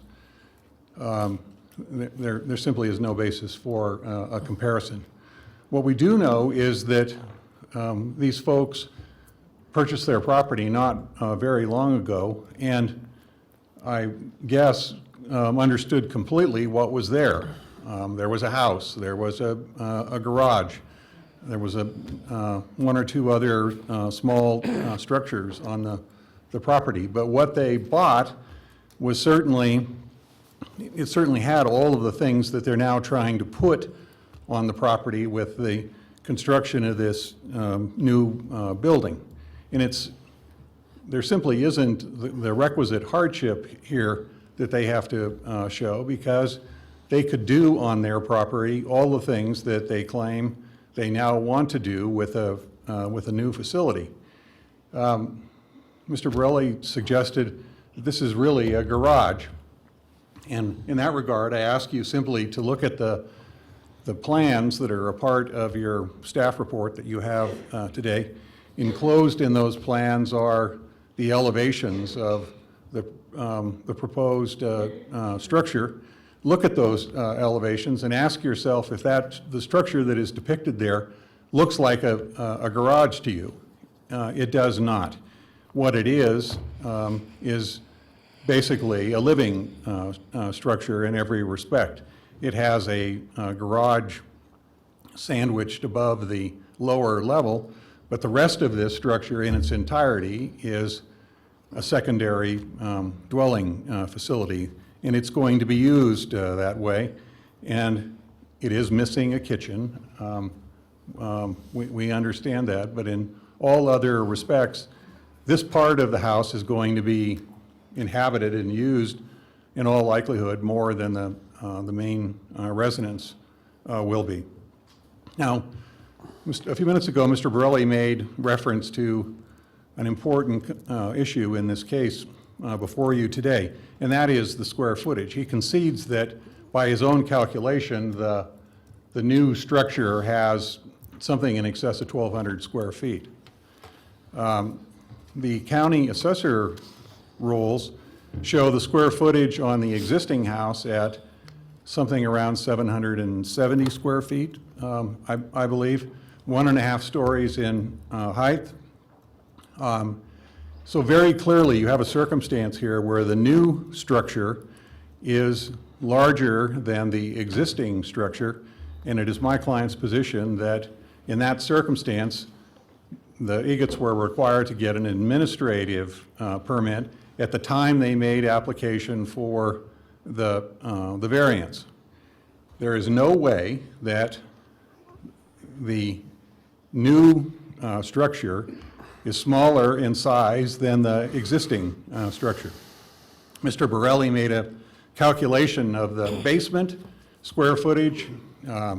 This was his attempt to try and boost the square footage up to make it go above the square footage that he acknowledges in the new structure. And in that calculation, he suggests to you that the square footage of the basement is something in excess of 500 square feet. Well, there's absolutely no record that confirms that. If you look at the staff report that was prepared in conjunction with the very first proceedings before the County Advisory Board, all the way through to the report presented to you today, the square footage of the main house is represented, I believe, at 770 square feet. And the basement, which he counts as 500 square feet, is almost all crawl space. That's the way it's shown on the plan that is before you today. There is about 153 square feet, I think, of storage space. If you were to add that to the 770 or 790 square feet of the living area above, you still only have 900, a little over 900 square feet in total. These people were required to get an administrative permit pursuant to the laws in the county, and this whole thing should be sent back with an instruction that they initiate that process. What they're trying to get you to approve today is a building that is in fact 4 stories. It looks like a 4-story structure. There may be only 3 livable floors, but if you look at it, you'd think that there were 4 stories there. It's built right next to the street with the distances shortened down. It's a significant safety hazard. It creates all kinds of problems in the neighborhood. One person, in addition to the Nelsons, will have a serious impact on view.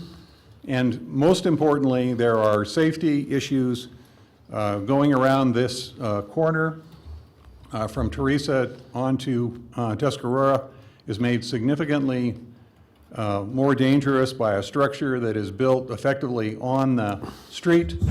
There are going to be issues with regard to parking. This is a bad proposal, and it's something that should be reversed by you today. Thank you, Mr. Elmer. Hold on, sir. Hold on, sir. 1 second. Commissioner Brickbiggler, I'm going to turn this over to you at this time. So,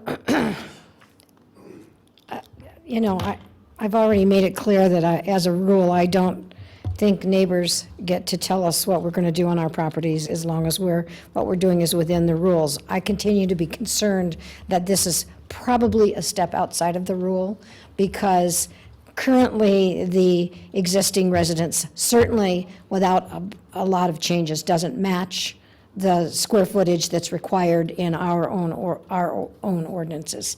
So I wonder if we should not require that they step back from this approval, that we deny, that we approve, we deny the Board of Adjustments opinion, and that we ask the owners and the developers to go back and reapply for the permit and then start the administrative permit and start the process again. The problem with this particular property is different from in addition, Jana Murphy is one of the other appellants, so there's actually a second appellant on this. And I've received some information from Janet. But the difference with what's happening in this particular property versus the Norths is this is a new structure. They modified the existing structure. And so if you were modifying the existing structure, I think there would be not an issue. And I do understand the concern that TRPA puts on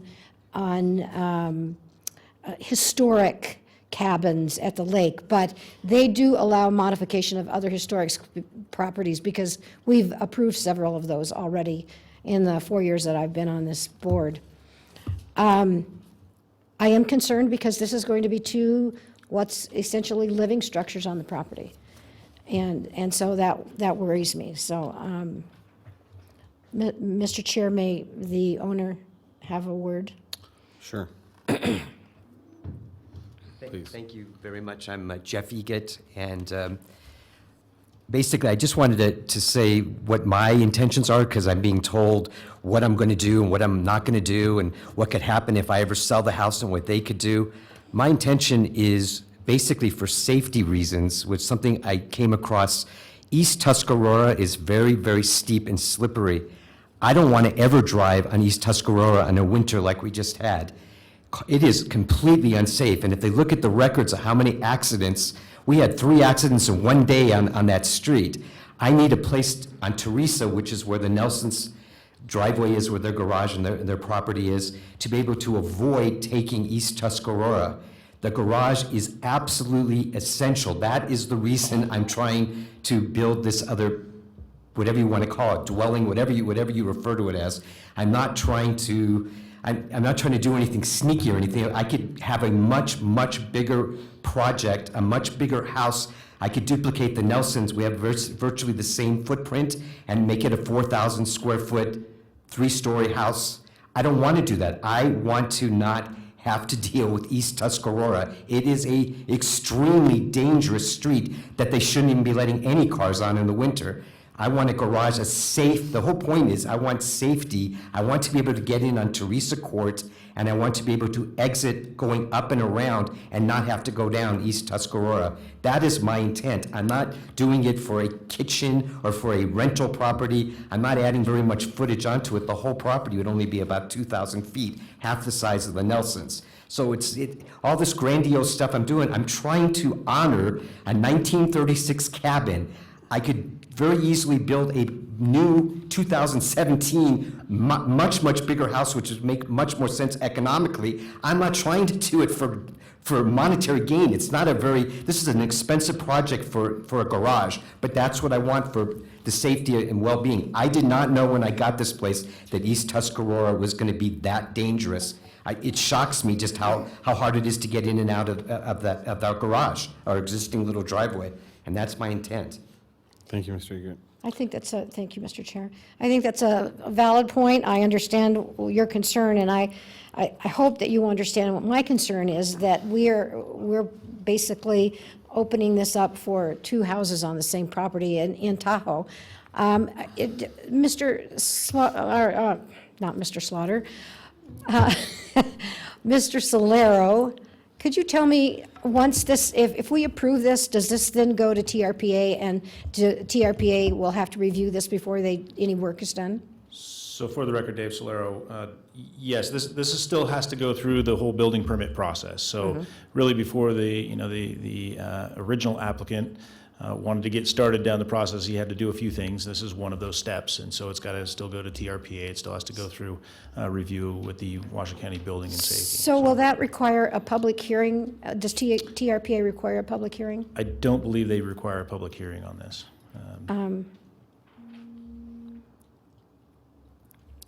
I have actually, Commissioner Hartung has some Okay, questions. Commissioner Hartung. Thank you, Mr. Chair. I apologize for the short delay there. My concern is still twofold. I have no issue with building a garage. Build a garage. That would eliminate, with no living space in it. My garage doesn't have any living space in it, although it's attached to my home. Build a garage with no, you still have a bedroom, and you still have the ability to potentially change that into an accessory dwelling. So that's one of the questions that I certainly have. The other question that I have, of course, is if you do decide to change it into and have kitchen space and so that it's a genuine accessory living space, the only penance is when you go to sell the house, when they realize that it has something that is outside of code, it just has to be removed. That's all. There's no, you know, the compliance of this whole thing is very, very difficult to track. It's, in fact, I would take it to the realm of impossible for Washoe County to track. And so I'm still a little vexed. I don't argue the safety of your current situation and where your garage lies. The simple fact is then just build a detached garage in the back with absolutely no living space and you know, no bedroom and no wash facilities and none of that, and that solves the problem then, doesn't it? So, and what I don't want to do also, Commissioner Burke-Bigler, and with all due respect to both parties and other parties, I don't want to get in a neighborhood feud. No, me either. And we are. That's exactly right. We are sitting square, we're adjudicating somewhat of a neighborhood feud, and I don't want to do that. So I want to for me personally, and of course I genuinely care about the commissioner in the district's opinion, but I want to stick to what the findings are, and I'm just not convinced that they're there and there's any way that compliance can be assured over a long period of time. Thank you, Mr. Chairman. Mr. Borelli, we've had plenty. I'll call you up in just a second, okay? Well, thank you. Appreciate it. At this time, we've heard enough from all, well, not enough, but we've heard testimony from both sides of the party. So I'm going to give it to Commissioner Burke-Bigler to make a motion at this time. And before you do that, Yes. Commissioner Burke-Bigler, just to clarify, earlier in the record, you mentioned that you'd put some documents on file with the clerk. And the only thing I have for sure that I wanted to let you know I've got is the email from Jana Murphy. Yes. And it's got a couple pages attached that look to be code. This is the other part of it right here. Oh, okay. And I will bring it to you. Thank you. So it I'm will be so on glad I record. asked. Thank you Yeah. very much. Well, in light of the fact that I have concerns, and I can clearly see that Commissioner Hartung has concerns also, I think we have to move to reverse the Board of Adjustments approval of the variance. And I would ask, rather than just a complete reversal, that we send it back to the drawing board. Let's see, what can we do to fix this? I don't know, maybe there isn't a fix, but I would really like staff to work with Mr. Borelli and the owners and see if we can't come up with another solution. I do not, like the other commissioners have mentioned, I do not like being put in the middle of a war between residents. Unfortunately, that happens to us all too often, but I think in this particular case, there's enough question that we should reverse the approval of the Board of Adjustments on the variance case number VA 16-006, Jeffrey Egett, for the property at 45 East Tuscarora Road in Crystal Bay. I have a motion and a second. Mr. Liparelli. Mr. Chairman, as I mentioned a while ago, the Board of County Commissioners' role today is in deciding an appeal. If you believe that the appellants have carried the day and that the decision of the Board of Adjustment needs to be reversed, I urge you to go to the criteria for the granting of variances and indicate for the record the ways in which you find that the variance findings have not been met, so that the parties understand what was wrong with the Board of Adjustment decision and how they'll be able to address it differently if it comes back. Okay, I can do that, thank you. Mr. Hartung, you want to add something? Wait, I'll follow your lead Okay. and put in my own opinions. on how the findings were not met. Well, in my opinion, the findings were not met from the perspective of there's no special privileges. I think there are special privileges being given here because this will essentially be two housing-type structures on the same lot. Now, just build a garage, don't put a laundry in it, don't put other bedrooms in it, don't do all that, just build a garage, and then you're not, there's no violation, and then we are not worried about that. But there's the appearance that these could be two housing structures, and I feel that says that this is a special privilege to this particular property. So, Would you like me to fill in, Commissioner? yes, Berkowitz? please. I think that there is a detriment. Under finding number 2, I do believe that there's a detriment, and I believe that it would impair and affect the intent of the developmental code. And I also believe that the use that's authorized, the variance, will authorize, potentially authorize use and activity that is not allowed by the code. And so therefore, I can't make the 3 findings like you, special privilege. I can't make findings 2, 3, and 4. And so that's what I'm basing my second and my denial on. So, Mr. Chairman, is that an amendment to Commissioner Burke-Bigler's motion? Yes. does the first agree with that amendment? Yes, I agree with that as an Okay. amendment. Second? Yeah, well, of Okay, course. all right. So I have a first from Commissioner Burke-Bigler, second from Commissioner Hartine with the amended language of not being able to find findings 2, 3, and 4 for the approval of the approval of the variance. With all those in favor signify by saying aye. Excuse me, Mr. Chairman? Yes. We do have public comment. Thank you. Sorry. Sorry. Kathy Brandhorst?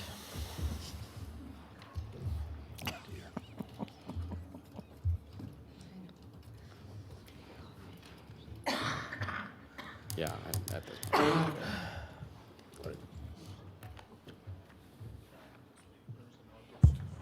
You're going to have to let me know what number we are on. We're on 16. 16.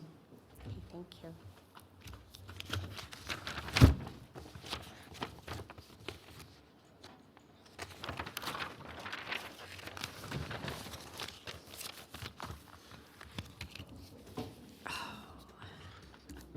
My name is Kathy Brandhorst, and I am the United States President. I just wanted to tell you, you know, when you people remove things off the property without anybody knowing about it, removing a garage off the house, and you weren't even told to remove that garage off the house, or even leaving a blank spot right on the ground. There's nothing there anymore, not even a house, not even a garage. I just don't know what's happening to this city that we can't find these houses. We cannot find the garages either. And allowing for a storage room below the existing deck. You know, some of these houses do still have a cellar. Thank you. And these cellars are not usually used anymore by the owners. They just assume to lock them up and leave them alone. And because people do have a lot of stuff, and they do put them in boxes and bags and just throw them, you know, in there, in the cellar that I'm talking about, and have it as a storage room. We do have storages here in this city, all over this city, and that's where I have to take my stuff. I always have to store it someplace else, and I have to pay every month for this storage in order to keep my things. And if this is the existing thing that we are talking about, I hope not. And also, when you say the front yard setback along Teresa Court from 20 feet to 10 feet, and reduce the front yard setback along Tuscarora Road from 20 feet to 8 feet. What are we talking about? You know, it sounds like that you people are trying to steal somebody's home, or maybe the lot that we're not certain about. Because when you move a house even 20 feet behind, who did it? Thank you, Ms. Brandhorst. Appreciate it. Do we have any further public comment? No, sir. All right. Seeing no public comment, we have a motion. Could I ask for clarification before we make a motion, final decision? The question has come up about, the variance includes setbacks reductions on the house as well as the garage. Are we overruling all the setback variance requests, or just the issues with the garage and the second floor and the plumbing? I think our only option, well, I'll turn it over to Mr. Liberelli, but it seems to me our only option is to simply overrule the Board of Adjustment. Mr. Liberelli? We can. Mr. Chairman, the application that was initially made to the department that was heard by the Board of Adjustment had two different components. One was the setbacks, which are a common thing in the Tahoe area because of the topography and the lot configurations. The other component was related to the plumbing issue in the accessory dwelling. The code limits fixtures to one, I believe it is, in accessory structures, and so there was a variance, I think, sought for having more than that. So you can reverse on all of the decisions or part of the decision, depending on how you find the facts. Okay. And Mr. Chairman, if I may, like to indicate on the record that I'm handing to the clerk the materials that Commissioner Burke-Bigler referred to. It's the 13-page double-sided packet of information containing copies of code sections and some color photographs. Thank you. Commissioner Harrington. Thank you, Mr. Chairman. And for me, I have no issue with the setbacks. Setbacks can be a little onerous. I have issue with the fact that it potentially could be turned into an accessory living space, and there's no possible way for us to deal with that into perpetuity. And I'm sorry, sir, we're. I really need to respond to this. Sir, we're not taking conversation at this time. This is not discussion further. A living space over a garage. Sir, this is not, we're not taking further discussion at this time. Thank you. So I have no issue, because we have a motion and a second on the floor, sir. I have no issue with The setbacks. the setbacks themselves. I don't either. I don't think that that's really what's at question. That's not what's at question for me, from my perspective, and perhaps other commissioners have another perspective, but that's not what I'm looking at. Thank you, Mr. And I Chairman. agree with that, and so under that scenario clarification, I think we can clarify that the motion is that we do not have an issue with the setbacks. The issue is with the structure and itself. So for your clarification, and I believe, Mr. Secretary, are you? We do, I agree. Okay. Yeah, that's So, my, okay. that's my. Mr. Chair, Yes. By all means. you have the floor. Go ahead. Call Mr. Chairman? for the vote?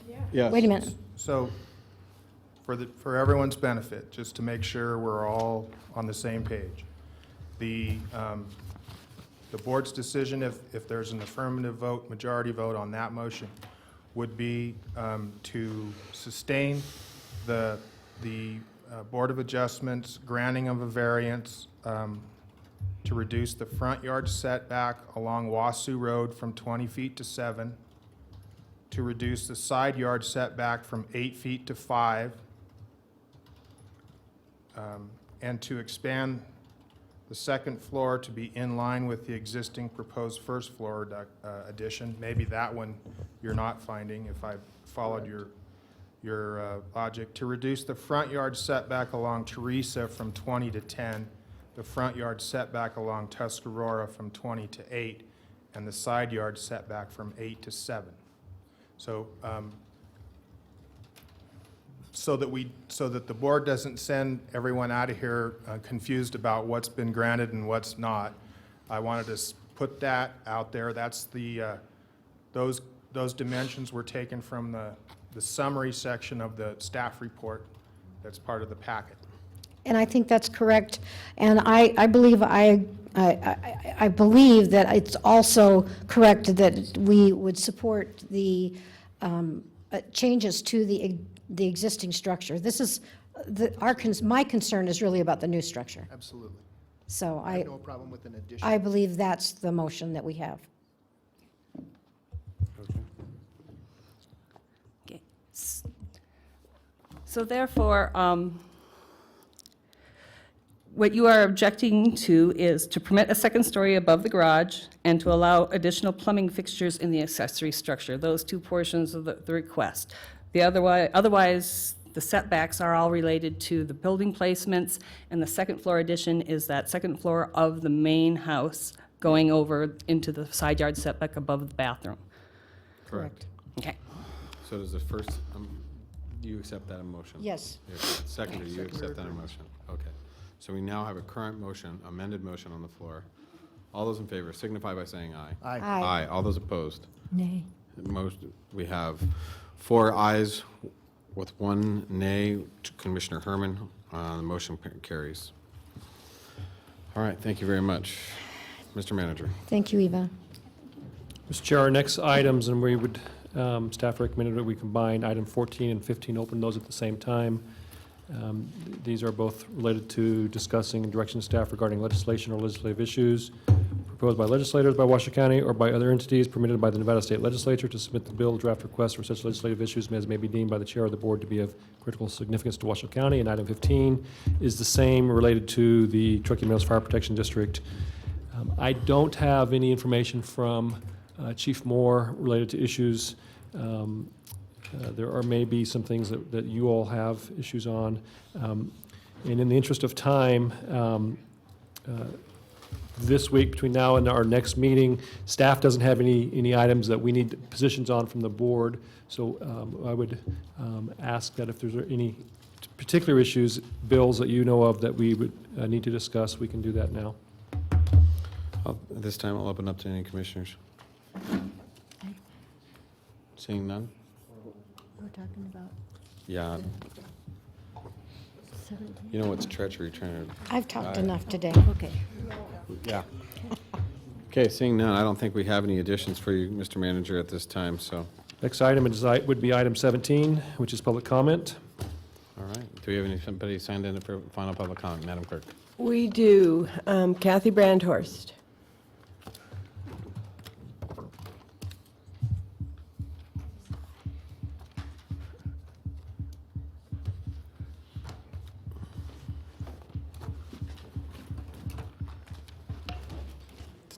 Don't. Yes. What? Oh, okay. My name is Kathy Brandhorst, and I'm also the United States President.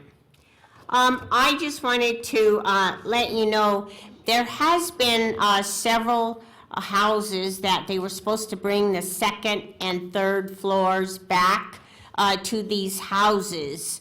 And the second floor has never been returned to these houses, and neither has the third floors. They have never been returned to these houses either. And we are still complaining in these neighborhoods that the second and third floors have not been returned to these houses. So I just wanted to mention that because I read it in the number 16. Also, I just wanted to let you know I'm still living at the Donner Motel, and we're still having the same problem over there. It has not been cleaned up at all. We have asked a certain person to leave the property because we thought he was the biggest problem of all. And we have not seen him on the property at all, but I understand that they can park their vehicles elsewhere and then come back on top of the property and do their ambush with the U.S. military. And I just wanted to let you know that this is still going on at the Donner Motel. We have gained a couple of more men on the property, and they do not live there. What I see, yes, it is alcoholics and drug addicts on that property, and they do kill and murder, just awful, gruesome murders. And I just wanted to let you know it's still David Gomes' platoon that still needs the help, and they are all with the U.S. military.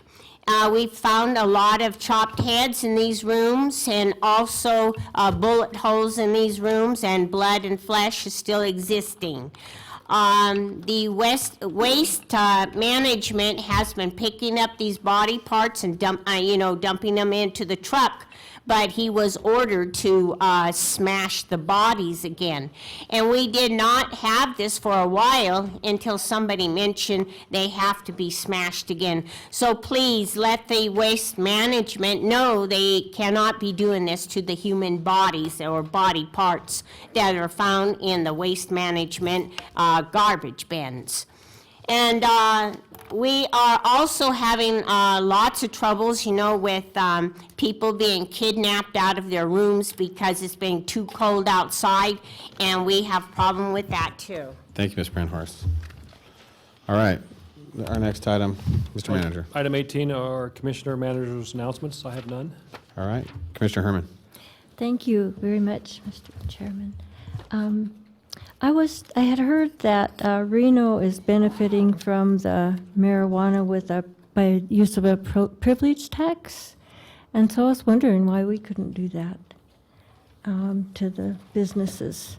There's another thing. I had a question about something that was mentioned about the Arboretum, and I believe, wasn't there a $5 million donation to them? So I'm just wondering, that should be able to help that quite a bit. I have a little bit of money left in my discretionary funds for this last year, and I wanted to send that off to the Via Conservation District, as they're doing some wonderful things up there. And then I wanted to, and I'm just almost done, I wanted to mention that the Army National Guard has been working their behinds off out there, filling sandbags and going personally in there and helping people get their places sandbagged. And I appreciate that so much, and so did the people from Lemon Valley. And there's some veteran groups that are also volunteering their time, and they're great. They're just awesome. And thanks to the governor and Caleb Cage for helping, and all the other people that have been donating their time and their efforts, and all the good people that are working on that. Thank you all.